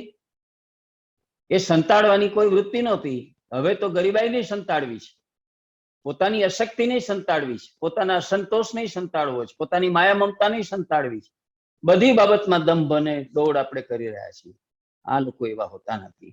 આત્મવિશ્રાંતિ અતૃપ્તેન નિરાશેન ગર્તાર્તિના અંતર્યુદ અનુભૂયતે તત્કથમ કશ્ય કથ્યતે. કેવા હોય છે આ લોકો, કઈ કક્ષાએ પહોંચેલા હોય છે? આત્મામાં વિશ્રાંતિ પ્રાપ્ત કરી હોવાને કારણે પૂર્ણપણે સંતુષ્ટ થયેલા જે લોકો આત્મા સુધી પહોંચી ગયા છે, આત્મામાં ખરેખર સ્થિર થઈ ચુક્યા છે, એને જ પોતાનું અધિષ્ઠાન માનીને ત્યાં ને ત્યાં ટકી રહે છે, એવા માણસો છે તે સંતોષિત હોય છે, નિષ્પૃહ પણ બની જાય છે અને દુઃખ રહિત પણ થઈ જાય છે. કારણ કે સ્પૃહા નથી, આશક્તિ નથી, મોહ નથી, તૃષ્ણા નથી, તો કંઈ પ્રાપ્ત કરવા પણ નથી, અને પ્રાપ્ત કરવા પણ નથી તો કંઈ સાચું જૂઠું કરવા પણ નથી, કપટ કરવા જેવું નથી. અને જો કપટ કરવા જેવું નથી તો દુષ્કૃત્ય નથી, દુષ્કૃત્ય નથી તો પાપ કૃત્ય નથી, પાપ કૃત્ય નથી તેના બંધનો નથી. એટલે આવા જે માણસો હોય છે ત્યાં અંદર અનુભવાતું હોય તે કેવી રીતે કોને કહી શકે? એ લોકો તો સૌના તરફ માનવતાનો ભાવ, સૌના તરફ સહૃદયતાનો ભાવ, સૌના તરફ આત્મીયતાનો ભાવ અનુભવે છે. પહેલા તમે, પછી હું. તમે મારી અંદર જ વસો છો ને હું તમારી અંદર વસું છું, મારામાં ને તમારામાં કોઈ ભેદ નથી. જીવો બ્રહ્મે ના પર. જીવ અને બ્રહ્મની વચ્ચે કોઈ દ્વૈત નથી, કોઈ ભેદ નથી, કોઈ અંતર નથી.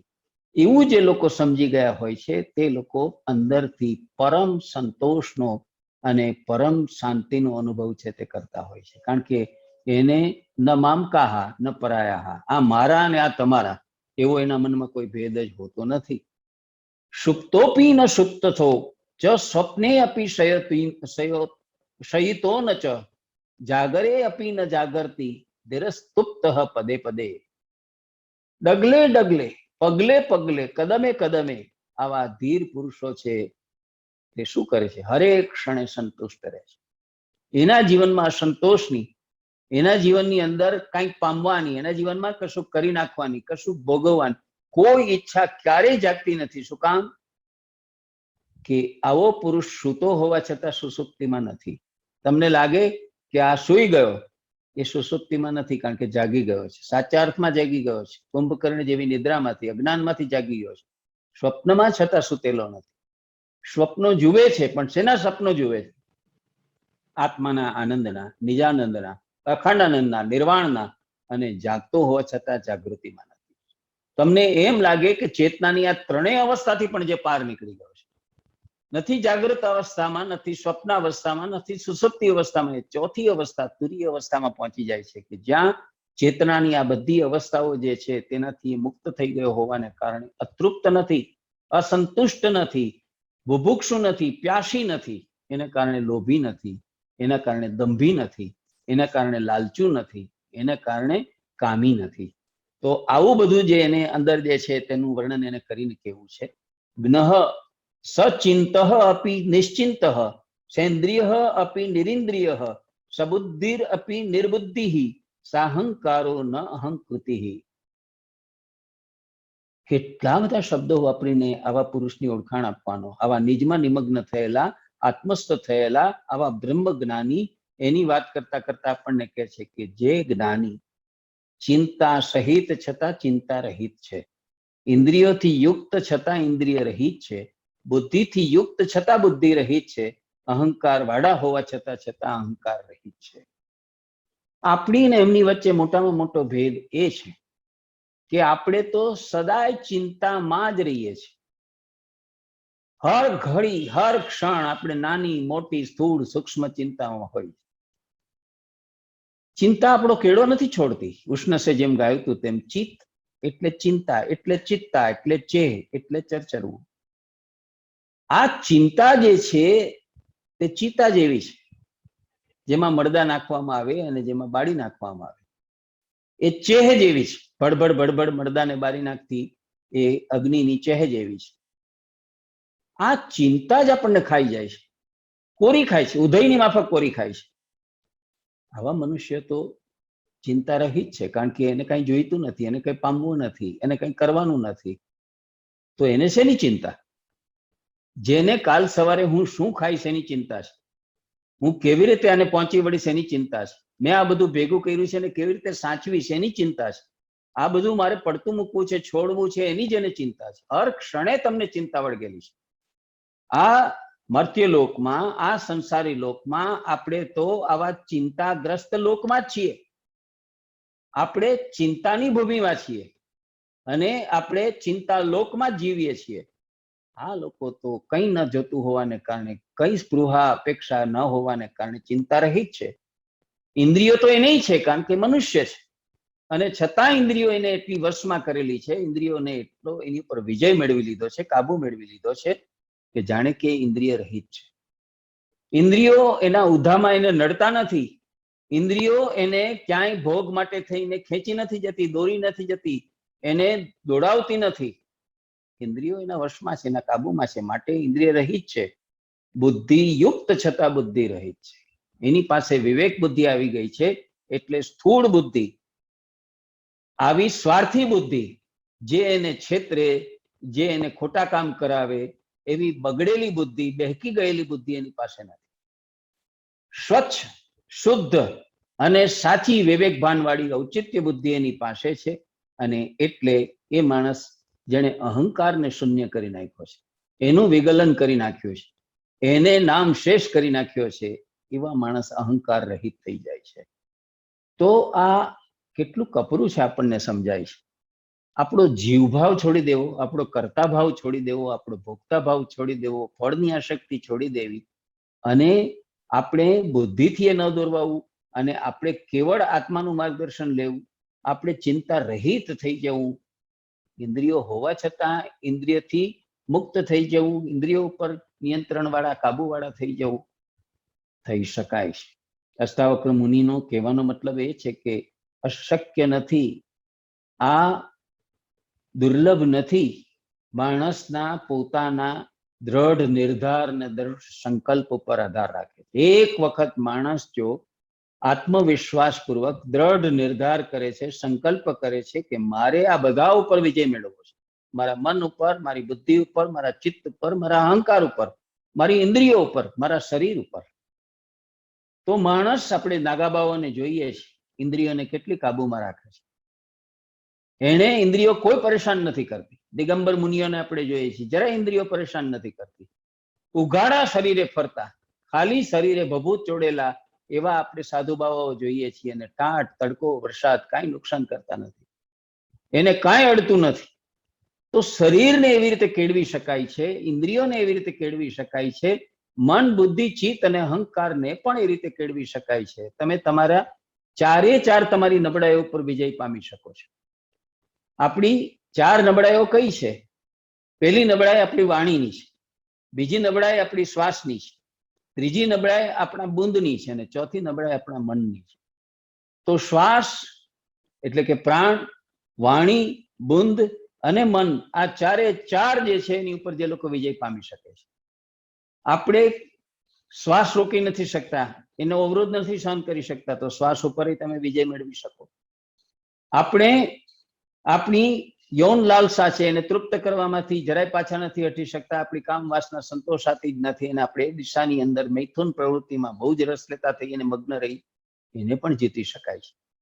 આપણે ઊંઘ જે છે, નિદ્રા જે છે, તેને નથી જીતી શકતા, તો નિદ્રા નહીં જીતી શકાય છે. જે લોકો આમ એક સાથે આમ બેખોબી બાદશાહની જેમ કહી દે, જા જા નિદ્રા, હું તને વાળું, તું છે જૂઠી નાર રે. આપણા મધ્યકાલીન કવિઓ આવી રીતે ગાય છે. તું મારી પાસે નહીં ફરકી શકે, તું એમ માન કે હું આને ઊંઘાડી દઉં, આને થકવી દીધો છે. નિદ્રા વિદ્રા કી એસી તેસી. જે લોકોએ ભયને જીતી લીધો છે, આહારને જીતી લીધો છે, નિદ્રાને જીતી લીધું, મૈથુનને જીતી લીધું છે, એ માણસો આ ભૂમિકાએ પહોંચે છે, અને એ શક્ય છે. માણસ માટે અશક્ય, દુર્લભ એવું કશું જ નથી. એક વખત માણસ જો ધારે તો આ કરી શકે છે. ન સુખી ન ચવા દુખી, ન વિરક્તો ન સંગવાન, ન મુમૂર્ક્ષ ન વા મુક્તો ન કિંચિન ચક કિંચન. આવો નિજમાં નિમગ્ન, આવો આત્મરામ મનુષ્ય સુખી પણ નથી અને દુખી પણ નથી. તમે કહો કે બે જાતની અવસ્થા હોય, જો સુખી ન હોય તો દુખી હોય, દુખી ન હોય તો સુખી હોય, એવું નથી. સુખ દુઃખથી પર એવી પણ એક અવસ્થા છે. જેમ ભય, નિર્ભય અને અભય એમ ત્રીજી અવસ્થા છે, એમ તમે આ ત્રીજી અવસ્થામાં જીવી શકો છો, જ્યાં સુખ પણ ન હોય ને દુઃખ પણ ન હોય, જ્યાં વિરક્તિ પણ ન હોય ને આસક્તિ પણ ન હોય. તો તમે આસક્ત ન હો ને તમે વિરક્ત પણ ન હો, મુમુક્ષુ નથી તેમ મુક્ત પણ નથી. તમારી આ મુક્તિની ભાવના અને મુમુક્ષુની ભાવના પણ ચાલી જાય, કંઈ જ નથી, કંઈ જ નથી એમ તમે જીવી શકો, એટલું સહજ અને નિર્મળ તમારું જીવન છે તે બની જવું જોઈએ. આપણા પોતાના જીવનને એવી સહજ ક્રિયા બનાવી દેવી જોઈએ.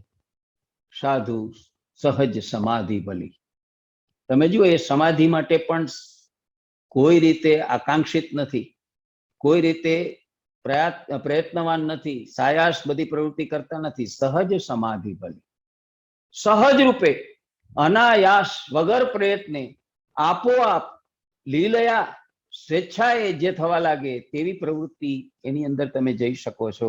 ઈશ્વર તમારું આવું રૂપ પણ સર્જી શકે છે, જો તમે બરાબર દ્રઢ સંકલ્પ કરો, એને વળગી રહો ને એ માટે મથ્યા કરો તો. વિક્ષેપે અપી ન વિક્ષિપ્ત, સમાધો ન સમાધિમાન, જાડ્યેદપી ન જડો ધન્ય, પાંડિત્યને અપી પંડિત. આવા ધન્ય પુરુષો, આવા જ્ઞાની અને આવા પામી ચૂકેલા, તત્વ પામી ચૂકેલા પુરુષોમાં વિક્ષેપમાં પણ વિક્ષિપ્તિ નથી. તમે એના કામમાં, એની વાતમાં, એના ધ્યાનમાં, એની ક્રિયામાં કાંઈ પણ પ્રકારના વિક્ષેપો ઉભા કરો, એ વિચલિત થતા નથી, એ દોલાયમાન થતા નથી, એ ગુસ્સે કે ક્રોધી થતા નથી. સમાધિમાં પણ સમાધિ વાળો નથી, અને મૂઢતામાં પણ મૂઢ નથી, અને પંડિતાઈમાં પણ પંડિત નથી. આ બધી જ આપણી જાણીતી જે પરિચિત કેટેગરીઝ છે, એનાથી એ લોકો મુક્ત થઈ જાય છે. તમે એને મૂર્ખ પણ નહીં કહી શકો, તમે એને પંડિત પણ નહીં કહી શકો, તમે એને સમાધિગ્રસ્ત પણ નહીં કહી શકો, તમે એને સંન્યાસી પણ નહીં કહી શકો, તમે એ આવો વિક્ષિપ્ત થઈ ગયેલો, ડખોડાઈ ગયેલો છે એવું પણ તમે નહીં માની શકો કે કહી શકો. તમે સ્વસ્થ, શાંત અને ધીર છે એવું પણ તમે નહીં કહી શકો. એ બધાથી પર છે. એટલે કે સાંસારિક પરિભાષાઓ ત્યાં ટૂંકી પડે છે, ત્યાં અપૂરતી જણાય છે, અપર્યાપ્ત જણાય છે. સાંસારિક પરિભાષાઓ તમે જેટલી વિકસાવી છે, કોઈ વ્યક્તિ, કોઈ રાષ્ટ્ર, કોઈ પ્રજા, કોઈ સમૂહને ઓળખાવા માટેની બધી જ ત્યાં અપર્યાપ્ત નીવડે છે. એવી અવસ્થામાં એ પહોંચી જાય છે. મુક્તો યથા સ્થિત સ્વસ્થ કૃત કર્તવ્ય નિવૃત્ત સમઃ સર્વત્ર વૈતૃણ્યાન્ય સ્મરત્ય કૃત્યમ કૃતમ. આવા મુક્ત પુરુષો, આવા જ્ઞાની પુરુષો, આવા આત્મરામ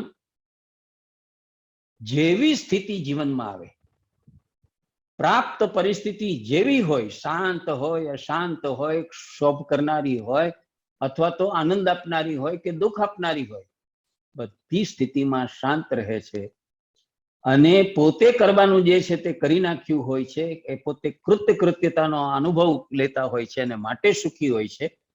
તેમજ સર્વત્ર સમ હોય, તૃષ્ણાપણાને લીધેલું કરેલું કે ન કરેલું કાંઈ એ સંભાળતા નથી.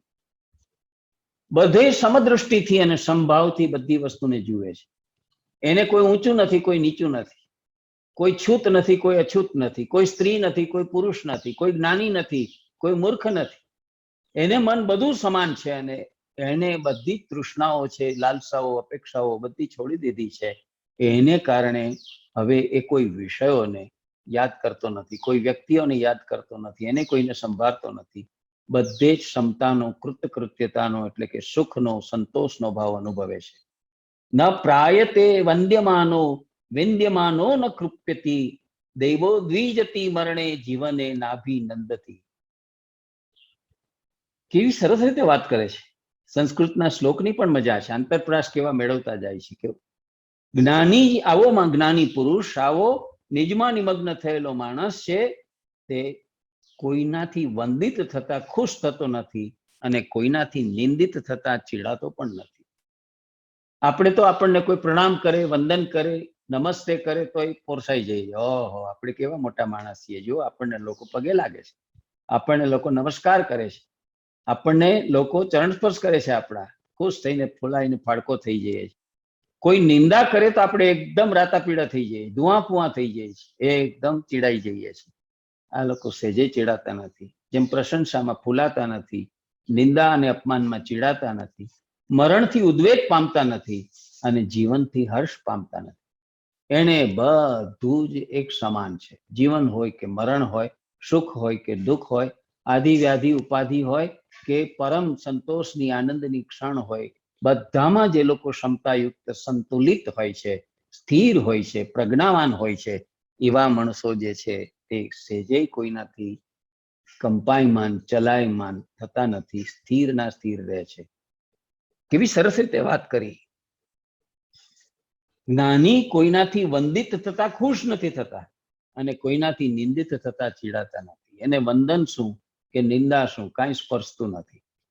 આવા થઈ શકાય એ આપણો પુરુષાર્થ હોવો જોઈએ. આવા થઈ શકાય એ આપણું લક્ષ્ય હોવું જોઈએ, આપણો ગોલ હોવો જોઈએ. અને આ પ્રકરણના આ અધ્યાયના છેલ્લા શ્લોકમાં કહે છે, ન ધાવતી જનાકીર્ણ નાર્યમ ઉપશાંતધી યથા તથા યત્ર તત્ર શમ એવાવતિષ્ઠતે. આવા આત્મરામ, આવા જ્ઞાની, આવા સ્થિર અને શાંત પુરુષ, શાંત બુદ્ધિવાળા લોકોથી વ્યાપ્ત દેશમાં પણ એ જતો નથી, તેમ જંગલમાં પણ ભાગતો નથી. જે હોય તે સ્થિતિમાં, જ્યાં હોય તેવા સંજોગોમાં તે સંભાવથી અને સરળતાથી રહે છે. જુઓ, હવે એણે હું જ્યાં આવા લોકો વસતા હોય ત્યાં ચાલ્યો જાઉં. આવી કોઈ કોલોની, આવી કોઈ સોસાયટી, આવો કોઈ પ્રદેશ, આવો કોઈ દેશ, હું ત્યાં ચાલ્યો જાઉં, ત્યાં કોઈ જડો જથા નહીં હોય, કોઈ દુઃખ નહીં હોય, કોઈ વ્યથા નહીં હોય, એવું માનીને કઈ ભટકતા નથી. અથવા જંગલમાં ભાગતા નથી, સંસારમાં રહેતા નથી. સંસારમાં રહે જ છે, સંસારમાં રહેતા નથી એમ નહીં, પણ સંસાર છોડીને રહે છે. સંસારમાં સંસારની આશના વાસના, સંસારના મોહ માયા, સંસારની લોલુપતા અને સંસારની વિચિત્રતા કે વિવિધતા એ બધાની વચ્ચે લપેટાયા વિના, લોભાયા વિના, આકર્ષાયા વિના એની વચ્ચે જે રીતે રહે છે, એમ જંગલમાં પણ ભાગતા નથી. કુલ સંન્યાસી થઈ જાઓ, બાવો થઈ જાઓ. જે હોય, જે ક્ષણે, જે પરિસ્થિતિ, જે સંજોગ, જે અવસ્થા, એની અંદર તે સમભાવથી રહે છે. તો તમે જુઓ કે એમણે કેટલું બધું એડજસ્ટમેન્ટ લાઈફમાં કરેલું છે. કોઈ પણ મનુષ્ય પોતાની સાથે પોતાને પામવા માટે આવું એડજસ્ટમેન્ટ કરી શકે. One has to. પ્રત્યેક વ્યક્તિ આ કરવું જોઈએ. જ્યાં સુધી આપણે આ કરતા નથી ત્યાં સુધી આપણે પોતાના સ્વ સુધી પહોંચતા નથી. જેણે પોતાના આત્મ સ્વરૂપને પામવું છે, પોતાના નિજત્વને ઓળખવું છે, પોતાના સ્વ સ્વરૂપ સાથે અનુસંધાન સાધવું છે, સાચું સુખ, સાચો આનંદ, સાચો સ્વભાવ અને સ્વધર્મ અને સ્વકર્મ પ્રાપ્ત કરવા છે, એવા લોકો જે છે તેને આ પ્રકારના બધા જ એડજસ્ટમેન્ટ લાઈફમાં કરવાના હોય છે. તો life is nothing but A perpetual process of adjustment. સતત અને સતત ચાલતી એવી અનુકૂલનની પ્રક્રિયા છે. You have to adjust. તમારે આ બધી સંજોગોની પરિસ્થિતિની અંદર કારણ શું છે કે તમે જગતને બદલી નથી શકવાના, તમે સંસારને બદલી નથી શકવાના, તમારી તાકાત નથી, તમારી ઓકાત નથી. તમારે બદલવાનું છે, તમારે જે છે તે અનુકૂળ થવાનું છે. તો સૌથી મોટું ધ્યેય, સૌથી મોટો આદર્શ, સૌથી મોટો ગોલ છે તે પોતાને પ્રાપ્ત કરવાનો છે, નિજત્વને પ્રાપ્ત કરવાનો છે, પોતાની અંગતતાને પ્રાપ્ત કરવાની છે, પોતાપણાને પ્રાપ્ત કરવાનું છે. એ પ્રાપ્ત કરવા માટે માણસ જો આટલું એડજસ્ટ ના કરે તો બીજું શું કરે? જીવનમાં બીજા સાચા ખોટા એડજસ્ટમેન્ટ આપણે કેટલા કરીએ છીએ? કુભારિયા પત્ની આવી ગઈ હોય તો સંસાર નિભાવીએ છીએ, પડ્યું પાનું ફાડી નથી નાખતા. સંતાનો ઉદ્દંડ અને ઉચ્છૃંખલ થાય તો એ નિભાવી લે છે, એની સાથે અનુકૂલન સાધીએ છીએ. ઘરમાં પુત્ર વધુ છે, માથા ભારે આવી હોય તો એનું અનુકૂલન કરી લઈએ છીએ. નોકરીમાં આપણો ઉપરી અધિકારી, આપણો બોસ છે તે બહુ તુંડ મિજાજી હોય અને મનસ્વીપણે બધું કામ કરતો હોય અને આપણને જેમ તેમ રાખતો હોય ને બોલતો હોય તો પણ આપણે અનુકૂલન સાધી લઈએ છીએ. સર્વત્ર નાના મોટા એવા અનુકૂલનો આપણે સાધતા રહીએ છીએ. તો આ બાબતમાં કેમ નહીં? આવી સભાનતા કેમ નથી કે સાચું અનુકૂલન સાધવાનું છે તે તો નિજને પામવા માટેનું, આત્માને પામવા માટેનું છે. 100 શ્લોકની અંદર 18મા અધ્યાયમાં આટલી વાત આપણને સમજાવી અને એ વાત સમજાવતા સમજાવતા એને કેવું જે છે કે જીવનનું ગોલ, જીવનનું લક્ષ્ય, જીવનનો આદર્શ, જીવનનું ગંતવ્ય જે છે તે તો આ છે કે આ પ્રાપ્ત કરવું છે. જે જાગી જાય છે, જે સમજી જાય છે, એ લોકો આ ગોલ પ્રાપ્ત કરવા માટે થઈને કેટલી મથામણ કરે છે. જે ગાંધીજીએ કરી, જે શ્રીમદ રાજચંદ્રએ કરી, જે વિનોબાજીએ કરી, જે કૃષ્ણમૂર્તિએ કરી, જે આપણા કહેવાતા આવા સંતો મહાત્માઓ છે તે કરી રહ્યા છે, આવા મહર્ષિઓ કરી રહ્યા છે. તો એ આખી જે પરિસ્થિતિ છે, પરિસ્થિતિ આ ઉદાહરણોથી આપણને સમજાય છે કે જીવનમાં અમૂલ્યમાં અમૂલ્ય વસ્તુ જો કોઈ પામવાની હોય તો તે આત્માને પામવાનું છે. સૌથી મોટી મૂડી જો કોઈ આપણી પાસે હોય તો તે આનંદની છે અને સુખની છે. અને એ મૂડી બહાર નથી, એ મૂડી આપણી અંદર છે. એ મૂડી પામવા માટે થઈને આપણે સાચો પુરુષાર્થ, સાચો પરિશ્રમ છે તે કરવાનો હોય છે. એને માટે થઈને આ સંસારની સાથે કેટલીક બાંધછોડ આપણે કરવી પડે તો કરવી જોઈએ. આપણી જાત સાથે, આપણા જગત સાથે આપણે જે બાંધછોડ કરવી પડે તે કરવી જોઈએ. અને આપણે ધીરે ધીરે ધીરે ધીરે પ્રયત્નપૂર્વક એનાથી ઉપર ઉઠીને, એને અતિક્રમી જઈને આપણે આપણા પોતાના સુધી, આપણા નિજત્વ સુધી, આપણી અસ્મિતા સુધી પહોંચવું જોઈએ. હવે પ્રકરણ 19ની અંદર આનો જે ગ્રાન્ડિયોર છે, ધ સેલ્ફનું, જે નિજત્વનું ગૌરવ છે, ગૌરવ, એની ગરિમાનું વર્ણન શરૂ કરે. શું કામ આ બધું કરવું જોઈએ? આવું કરીએ અને નિજત્વ પ્રાપ્ત થાય તો એમાં શું ફાયદો છે? આવું નિજત્વ પ્રાપ્ત થાય તો શું પ્રાપ્ત થાય? આપણને શું મળે? શું? તો હવે અષ્ટાવક્ર મુનિ બોલતા નથી. હવે એનાથી પૂરેપૂરો સમજુ જ્ઞાની થઈ ગયો, જેનું ચિત્ત, જેના હૃદયમાં જ્ઞાનનો ઉદય થઈ ચુક્યો છે, સાચી વાત જેને બરાબર ધ્યાનપૂર્વક એકાગ્ર ચિત્તે સાંભળી અને સમજી લીધી છે, એવો જનક હવે બોલે છે. 19મા અને 20મા પ્રકરણમાં કહે છે, તત્વ વિજ્ઞાન સદૃશમ આદાય હૃદયોદરાત નાનાવિધ પરામર્શ શલ્યો દ્વાર કૃતો ભયા. જનક કહે છે, હે ગુરુદેવ, આવા તત્વજ્ઞાન રૂપી માણસોને લઈને હૃદયના અંદરના ભાગમાંથી અનેક પ્રકારના સ્પર્શરૂપી કાંટાઓ મારા વડે ખેંચી કઢાયા છે. આ જરાક ભદ્રમભદ્રીય ભાષામાં, જરાક સાક્ષરી ભાષામાં એને વાત કરી. કેવી છે? શું એને કે અત્યાર સુધી આ સંસારમાં એક સંસારીની જેમ જીવતા જીવતા રાજા હતો, પ્રજાનું સંચાલન કરતો હતો, વહીવટ કરતો હતો, પ્રબંધન કરતો હતો, અને એને હું મારું શ્રેષ્ઠ કર્તવ્ય સમજતો હતો. પણ એ બધું કરતા કરતા મને જે આ સંસારના જે કાંટાઓ ચૂપતા હતા, મારા હૃદયમાં જે ખૂંચતું હતું, એવા અનેક પ્રકારના કાંટાઓ એવા અનેક પ્રકારના દુઃખદ અનુભવો જે છે, જે મારા હૃદયના અંદરના ભાગમાં હતા, તમારું આ તત્વજ્ઞાન એની વાત સાંભળીને તમે આવા સાચા તત્વદર્શી, તત્વવેતા એવા જ્ઞાની પુરુષનું જે લંબાણથી વર્ણન કર્યું, એ જ્યારે મેં સાંભળ્યું અને એ સમજવાનો મેં પ્રયત્ન કર્યો, ત્યારે મને લાગ્યું કે મારા હૃદયના અંદરના ભાગમાંથી અનેક પ્રકારના સ્પર્શરૂપી કાંટાઓ છે તે મારાથી ખેંચી કઢાયા છે. આ બધા જ વીણીને મેં કાઢી નાખ્યા કે આ નહોતું કરવા જેવું, આ આપણને ખૂંચે છે, કાઢી નાખો. પગમાં જોડો ડંખતો હોય તો આપણે પગને ફેંકી નથી દેતા, પગને નાનો મોટો નથી કરતા, જોડાને ફેંકી દઈએ છીએ. ક્યાં કશું ચૂભે છે, ક્યાં કશું ખૂંચે છે, ક્યાં કશું વાગે છે, એ આપણે સમજી લઈએ અને એનો ઉપાય કરીએ તો મને એ ઉપાય હવે જડી ગયો છે. તમે જે લંબાણથી આખું વર્ણન કર્યું કે નિજત્વ છે તે આવું ગૌરવવાન છે, આવું ગરિમાયુક્ત છે, તો આવું નિજત્વ પ્રાપ્ત કરવા માટે થઈને આપણે મથવું જોઈએ. આટલા આપણા પોતાની અંદરથી જે કઈ નબળાઈઓ છે, અધૂરપો, ત્રુટીઓ છે, તેને આપણે કાઢવી જોઈએ. કહ ધર્મ, ક ચ વા કામ, ક ચાર્થ, ક વિવેકિતા, ક દ્વૈત, ક ચ વામંદ્વૈત સ્વમહિની સ્થિતસ્ય મે. કેટલી સરસ વાત જનક કરે છે. પોતાના મહિમામાં સ્થિત બનેલા મારા માટે આજ સુધી આ સંસારમાં જીવતા જીવતા હું મારા પોતાના મહિમા છે એને મથવા માટે, એને સર્જવા માટે, એટલે કે મનુષ્ય માત્ર પોતાની એક ઇમેજ ઊભી કરવા માટે થઈને મથતો હોય છે. ધર્મ ક્યાં, કામ ક્યાં, અર્થ ક્યાં, વિવેક ક્યાં, દ્વૈત ક્યાં, દ્વૈત પણ ક્યાં. હવે મને સમજાય છે કે આ બધા જ પોથીમાંના રીંગણા છે. જેને તમે તમારી ઇમેજ કહો છો, જેને તમે તમારું વ્યક્તિત્વ અને ચારિત્ર કહો છો, જેને તમારો જીવ કહો છો, જેને તમારી પર્સનાલિટી તમે કહો છો, બધી જ વાત પાયા વિનાની છે. આમાં કાંઈ છે નહીં. જો આપણે સાચું આપણા આત્માને નિજત્વને ઓળખીએ તો આપણો પોતાનો કોઈ મહિમા નથી. મહિમા જે કંઈ છે તે આ શરીરનો નથી, આ ઇન્દ્રિયોનો નથી, આ અંતઃકરણનો નથી. મહિમા જે છે તે આપણા નિજત્વનો છે. મહિમા જે છે તે આપણા આત્માનો છે, આપણા ચૈતન્યનો છે.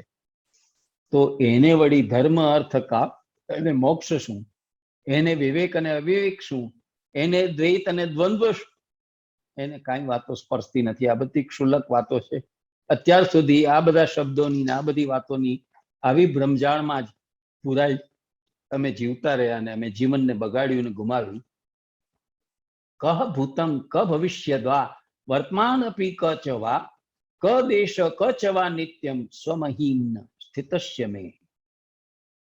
હવે પોતાના મહિમા સ્થિર બનેલા મારા માટે અત્યાર સુધી જે રીતે હું મારા અહંભાવથી, મારા ઘમંડથી, મારા ગોમાનથી, મારા જીવભાવથી જે રીતે હું વર્તતો હતો, તો ભૂતકાળ છે ક્યાં છે, ભવિષ્યકાળ છે ક્યાં છે, અને વર્તમાન પણ ક્યાં છે, કયો દેશ અને કઈ વસ્તુ છે તે નિત્ય છે.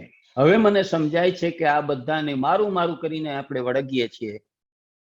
આ સમય મારો, આ સંજોગ મારો, આ મારી પરિસ્થિતિ, આ સાધન મારું, આ સત્તા મારી, આ ભોગવટો મારો, આ બધું આપણે કરીને જે રીતે ફૂલાઈને ફાડકો થઈને ફર્યા કરીએ છીએ, એ બધું જ નકામું છે. મને સમજાઈ ગયું છે કે દેશ કાલાત્મક અનિત્યતાથી ભિન્ન એવી કોઈક નિત્યતા જેવી વસ્તુ છે, જેને આ સંસારના લંબાઈ, પહોળાઈ, ઊંડાઈ કે ઊંચાઈના પરિમાણો, જેને સત્ય, મિથ્યા, સાદ્રશ્ય એવી પ્રતીતિઓ એ સ્પર્શતી નથી, એના બંધનો પણ નડતા નથી, જેને સ્થળનું બંધન નડતું નથી, કાળનું બંધન નડતું નથી, પરિમાણોનું બંધન નડતું નથી, વ્યાપ્તિઓનું બંધન નડતું નથી, એવો આત્મા આપણો હોય છે. એ મને સમજાયું. કહ ચાત્મા ચ ક વાનાત્મા, કહ શુભમ કા શુભમ તથા ક ચિંતા ક ચ વાંચિતા સ્વમહિમ્ની સ્થિતસ્ય મે. અને મારા પોતાના ઘમંડમાં, મારાપણાના અહમમાં, મારા પોતાના દંભમાં સ્થિર બનેલો એવો હું આત્મા ક્યાં અને અનાત્મ ક્યાં, શુભ ક્યાં અને અશુભ ક્યાં, ચિંતા ક્યાં ને ચિંતા રહિતપણું ક્યાં, આજે હવે મને સમજાય છે કે જેવું મારાપણું છોડી દઈએ છીએ, જેવું દેહપણું છોડી દઈએ છીએ, જેવું અંતઃકરણનું જે તંત્ર છે એને છોડી દઈએ છીએ, આશક્તિ, સ્પૃહા અને મોહ છોડી દઈએ, તૃષ્ણા છોડી દઈએ છીએ, અને આપણને સમજાય છે કે કશું અનાત્મા નથી, કશું અશુભ નથી, કશું શુભ નથી, કોઈ ચિંતા નથી, કોઈ ચિંતા વિહીનતા નથી. केवल एक ज वस्तु है, न सुख है न दुख है, न दिल है न दुनिया, सिर्फ मैं हूं, सिर्फ मैं हूं. આ વાતનો અનુભવ થાય છે. નથી જીવનમાં સુખ, નથી જીવનમાં દુઃખ, નથી જીવનની અંદર શોક, નથી જીવનની અંદર હર્ષ, નથી જીવનમાં આશા, નથી નિરાશા, નથી જય નથી પરાજય, નથી અંધકાર નથી પ્રકાશ. બધી જ વસ્તુના દ્વંદ્વ છે તે ઓગળી જાય છે અને આપણે એક એવી સંભાવવાળી, એક એવી પ્રકાશમાન, એક એવી સંતોષજનક, એક એવી સ્થિર અને શાંત અવસ્થામાં પહોંચીએ છીએ કે જ્યાં સંસારની કોઈ પણ પ્રકારની આવી આવેશોને આવેગોવાળી, મનોભાવવાળી અને ભાવદશાવાળી સ્થિતિ આપણી આવતી નથી. કહ સ્વપ્ન ક સુપ્તિર્વા કચ જાગરણમ તથા ક તુર્યમ ભયમ વા અપી સ્વમહિમ્ન સ્થિતસ્ય મે. આજ સુધી મારા પણામાં એવી મૂળતામાં સ્થિર થયેલો હું, મારા માટે હવે મને સમજાય છે કે સ્વપ્ન ક્યાં ને સુષુપ્તિ ક્યાં, વળી જાગ્રત અવસ્થા પણ ક્યાં, તેમજ તુરીય અવસ્થા પણ ક્યાં ને ભય પણ ક્યાં. હું આ બધી અવસ્થાઓથી પણ પર થઈ શકું છું એ મને સમજાયું. બધા ગુણોથી પર થઈ શકું છું એ મને સમજાયું. મનુષ્યને એના જન્મ સાથે મળેલી પ્રકૃતિ, મનુષ્યને એના જન્મ સાથે મળેલા ગુણો, સદગુણો, દુર્ગુણો, એનાથી મુક્ત થઈ શકાય છે. આપણે આપણી ચેતનાની અવસ્થાઓ છે તેને પણ અતિક્રમી શકીએ છીએ. આપણા સ્વભાવની જે ખૂબી ખામી છે તેને પણ અતિક્રમી શકીએ છીએ, મને સમજાઈ ગયું. કહ દુરમ ક સમીપમ વા બાહ્ય કામ્યાંતર ક વા ક સ્થૂલમ ક ચવા સૂક્ષ્મ સ્વમિહિમની સ્થિતસ્ય મે. હવે આજે હું શેમાં સ્થિર થતો જાઉં છું તો કે છે, આજ સુધી મૂઢ થઈને મારા પોતાના દંભમાં જીવતો હું જે હતો તેને હવે મને સમજાય છે કે દૂર શું છે ને નજીક શું છે, અંદરનું શું છે ને બહારનું શું છે, સ્થૂળ શું છે ને સૂક્ષ્મ શું છે. આ બધા દ્વંદ્વો અને ભેદો તો આ સંસારમાં રહેતા આવા ઘમંડી દંભી માણસે ઉભા કરેલા છે. પેટ ચોડીને ઉભા કરેલા બધા જે છે તે સૂળ છે, આ સૂક્ષ્મ છે ને આ સ્થૂળ છે. આ જેને કહીએ એ પ્રકારે જે અંદરના છે ને આ બહારના છે, આ દૂરનું છે ને આ નજીકનું છે. આ બધા જ મનુષ્ય પોતે ઉભા કરેલા પ્રપંચો છે. કહ મૃત્યુર્જીવિતમ વાક લોકાકાશ્ય લૌકિકમ ક લય ક સમાધિર્યા સ્વમિહિ સ્થિતસ્ય મે. તો આજ સુધી મારા જીવભાવમાં, મારા ઘમંડમાં, મારા અહમમાં સ્થિર બનેલા એવા મારા માટે હવે મને સમજાય છે કે મૃત્યુ શું ને જીવન શું, લોકો કેવા અને લૌકિક વ્યવહાર કેવો, લય કેવો અને સમાધિ કેવી. મને લાગે છે કે આ બધા જ સ્થૂળ ખ્યાલો છે, આ બધા જ આપણને વળગેલા બાવાઝાડા છે. આ બાવાઝાડાથી, દુઃ બાવાથી આપણે મુક્ત થવાનું છે. નથી તો આપણને કોઈ જન્મ, નથી તો કોઈ મૃત્યુ, નથી કોઈ જીવન, નથી કોઈ જગત, નથી કોઈક આપણે સંબંધોના આટાપાટા, નથી કોઈ વ્યવહારો જે છે તેની આંટી ઘૂંટીઓ, નથી આપણે કોઈ સમાધિ લેવાની, નથી કોઈ આપણે લઈ છે એની અંદર પડવાનું. અલમ ત્રિવર્ગ કથયા યોગસ્ય કથયાપ્યલયમ અલમ વિજ્ઞાન કથયા વિશ્રાંતસ્ય મમાત્મની. હવે આટલું તમારું જે ઉદ્બોધન સાંભળ્યું, એક શ્રોતા તરીકે આપની પાસેથી મને જે માર્ગદર્શન મળ્યું, મારા પ્રશ્નોના જે ઉત્તરો મળ્યા, તેનાથી મારી સ્થિતિ આ થઈ છે કે હવે હું આત્મામાં વિશ્રાંત પામે છું. મારા આત્મામાં હવે પહેલી વાર વિશ્રાંતિ જન્મી છે અને ધર્મ અર્થ કામરૂપ ત્રિવર્ગની વાત જે છે તે વાત બસ થઈ અને યોગની વાત પણ બસ થઈ. એટલે કે હવે એ વાતનો પણ મારે મન કોઈ મહિમા રહ્યો નથી કે મારે ધર્મનો પુરુષાર્થ કરવો જોઈએ, અર્થનો પુરુષાર્થ કરવો જોઈએ, કામનો પુરુષાર્થ કરવો જોઈએ, મારે યોગ સાધના કરવી જોઈએ. આ બધી જ વાતો બસ થઈ, તેમજ વિજ્ઞાનની વાત પણ બસ થઈ. આ બધી જ વાતો આપણે જે કરીએ છીએ તે આપણી ક્ષુલ્લકતા, આપણી ન્યૂનતા, આપણી ક્ષુદ્રતા, આપણા જીવભાવનું કારણ છે, આપણા સંસારીપણાનું કારણ છે, આપણી પોતાની અણસમજ અને અજ્ઞાનનું કારણ છે. તમારી પાસેથી આ સાચું જ્ઞાન પ્રાપ્ત થતા સમજાયું કે આપણે તો આમાંનું કશું જ નથી. આવી કોઈ વસ્તુ આપણને બાંધી શકતી નથી, આવી કોઈ વસ્તુ આપણને જંજીરોમાં જકડી શકતી નથી, આવી કોઈ વસ્તુ આપણને લપેટાઈ શકતી નથી. આપણે ઈચ્છીએ આપણે ધારીએ તો આપણે વાસના રહિત, કામના રહિત, ઈચ્છા રહિત, મોહ રહિત, તૃષ્ણા રહિત, આપણે દંભ રહિત, કપટ રહિત, આપણે શાંત, સંતુષ્ટ, સુખી અને આનંદમય અવસ્થામાં જીવી શકીએ છીએ. આપણા જ હાથમાં છે, છતાં આપણને ખબર નથી. આપણા પોતાની પાસે છે આ બધું, છતાં આપણને એની સમજ નથી. એનો અર્થ જ એ છે કે આપણે અવિદ્યામાં, અજ્ઞાનમાં, મૂર્ખામીમાં જીવી રહ્યા છીએ અને જે રીતે આપણે જીવન પસાર કરી રહ્યા છીએ, આપણે વેડફી રહ્યા છીએ. તો જેને પોતાનું જીવન વેડફવું નથી, જેને આ વારંવાર માતાના ઉદરમાં ગર્ભરૂપે આવી અને 9 માસનો ગર્ભકાળ છે, તે દોહિલો ગર્ભકાળ પણ સહેવો છે અને જીવનના જે દુઃખો છે તે પણ જેને વેઠવા છે, એ મારે નથી જોઈતું. જન્મ મરણના વારા ફેરા કે આવાગમન પણ મારે જોઈતા નથી. મારે હવે મારા પોતાપણાને, મારા નિજત્વને, મારા પોતાના આપોપાને, મારા પોતાના પોતિકાપણાને, મારા સ્વરૂપને, સ્વભાવને, સ્વધર્મને, સ્વકર્મને ઓળખીને મારે આવી એક શાંત, આનંદમય, ચેતનમય અવસ્થામાં મારે પ્રવેશી જવું છે અને ત્યાં મારે સ્થિર થઈને રહેવું છે. આટલી વાત જનક છે તે સ્વીકારે છે કે આપની વાતમાંથી, આપના બોધમાંથી હું સમજી શક્યો અને એને કારણે મારું ચિત્ત અત્યારે ઉપરામનો ભાવ, ઉપશમનો ભાવ, પરમ શાંતિનો અનુભવ કરી રહ્યો છે. આપ ન મળ્યા હોત અને મેં જે મૂર્ખ પ્રશ્ન કર્યો હતો, એક અણસમજુ અબૂધ બાળકની જેમ, એક મૂઢ માણસની જેમ પ્રશ્ન કર્યો હતો કે મેં સ્વપ્નમાં ભિખારી અવસ્થા જોઈ, તે સાચું.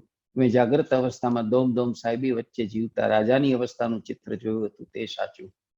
આવા આપણે મૂર્ખ પ્રશ્નો કરતા હોઈએ છીએ, મૂર્ખ શંકાઓ અને સંશયોમાં જીવતા હોઈએ છીએ. હાથે કરીને આપણે આ પ્રકારના જે છે દ્વંદ્વો, આ પ્રકારના સંઘર્ષો, આ પ્રકારના ક્લેશો, કંકાશો અને કષાયો ઊભા કરતા હોઈએ છીએ. આ બધાથી, કામ, ક્રોધ, લોભ, મોહ, મત, માયા, મત્સર, આ બધામાં જ આપણે રાયચા કરતા હોઈએ છીએ. એ બધાથી મુક્ત થઈ ઈચ્છીએ, ધારીએ તો આપણે પરમ સુખ, પરમ શાંતિનો અનુભવ લઈ શકીએ છીએ. અને એ પણ પોતે પોતાના ગુરુ થઈને, પોતે જ પોતાના રાહબર થઈને, પોતે જ પોતાના માર્ગદર્શક થઈને માણસ આ કરી શકે છે. એને કોઈ પંથમાં, કોઈ મતમાં, કોઈ સંપ્રદાયમાં, કોઈ ધર્મમાં જવાની જરૂર નથી. કોઈ સાધુ, બાબા, સંતો, મહાત્માઓ, કોઈ ગુરુઓ પાસે જવાની જરૂર નથી. કોઈ વસ્તુથી ભ્રમણાથી જવાની જરૂર નથી. કોઈ શાસ્ત્રોના પોથાઓ છે તે વાંચવા ઉકેલવાની જરૂર નથી. પોતાની જાતે જ આટલી વસ્તુ સમજવાથી પોતાનું પરિવર્તન કરી શકાય છે. તો સંસારમાં રહેવા છતાં સંસારી ન રહીને આપણે અધ્યાત્મ જીવન જીવી શકીએ એની ગુરુ ચાવી અષ્ટાવક્ર મુનિએ અહીંયા આપણને આપી છે. માણસ, એનું બીજું નામ છે નર. નરમાંથી કેવી રીતે નારાયણ થઈ શકાય? માણસ નર તો છે જ, એની અંદરથી નરોત્તમ થાય છે, પણ નરોત્તમ નહીં. આપણે નરોમાં ઉત્તમ નથી થવું, આપણે નર પુંગવ પણ નથી થવું, મહાન માણસ નથી થવું, આપણે નારાયણ થવું છે. તો આવી નારાયણ અવસ્થા કેવી રીતે પ્રાપ્ત કરી શકાય તે તમામ ગીતાઓનો ધ્વનિ છે. બધી જ ગીતાઓ આ જ વાત આપણને શીખવે છે, ચાહે ભગવદ્ ગીતા હોય, કપિલ ગીતા હોય, ઉદ્ધવ ગીતા હોય, રમણ ગીતા હોય કે આ અષ્ટાવક્ર ગીતા હોય. બધી ગીતાઓ એક જ વાત આપણને સમજાવે છે કે તમે નર રેવા નથી સર્જાયેલા, તમે નારાયણ થઈ શકવાને માટે પૂરા સક્ષમ છો, કાર્યક્ષમ છો, તમે કાર્યપ્રવણ છો અને તમે જો ઈચ્છો તો તમે પ્રાપ્ત કરી શકો છો. તો નરમાંથી નારાયણ થવાની આખી પ્રબુદ્ધ પ્રક્રિયા આપણને આમાં સમજાવવામાં આવી છે. આજે આપણો સમય અહીંયા પૂરો થયો છે, એટલે આપણે આજના આ સત્સંગને, આ વાર્તાલાપને અહીંયા વિરામ આપીએ છીએ. આપણે હવે પછી કાલે મળીશું અને એ વખતે આપણે બાકી રહેલો છેલ્લો અધ્યાય છે 20મો, તે આપણે જોઈશું અને સમગ્રપણે અષ્ટાવક્ર ગીતા શું છે તેની વાત પણ આપણે કરીશું. ત્યાં સુધી શાંતિ પાઠ સાથે આજના આપણા સ્વાધ્યાય અને સત્સંગને આપણે વિરામ આપીએ છીએ. ઓમ પૂર્ણમદઃ પૂર્ણમિદં પૂર્ણાત પૂર્ણમુદચ્યતે પૂર્ણસ્ય પૂર્ણમાદાય પૂર્ણમેવાવશિષ્યતે. ઓમ શાંતિ શાંતિ શાંતિ.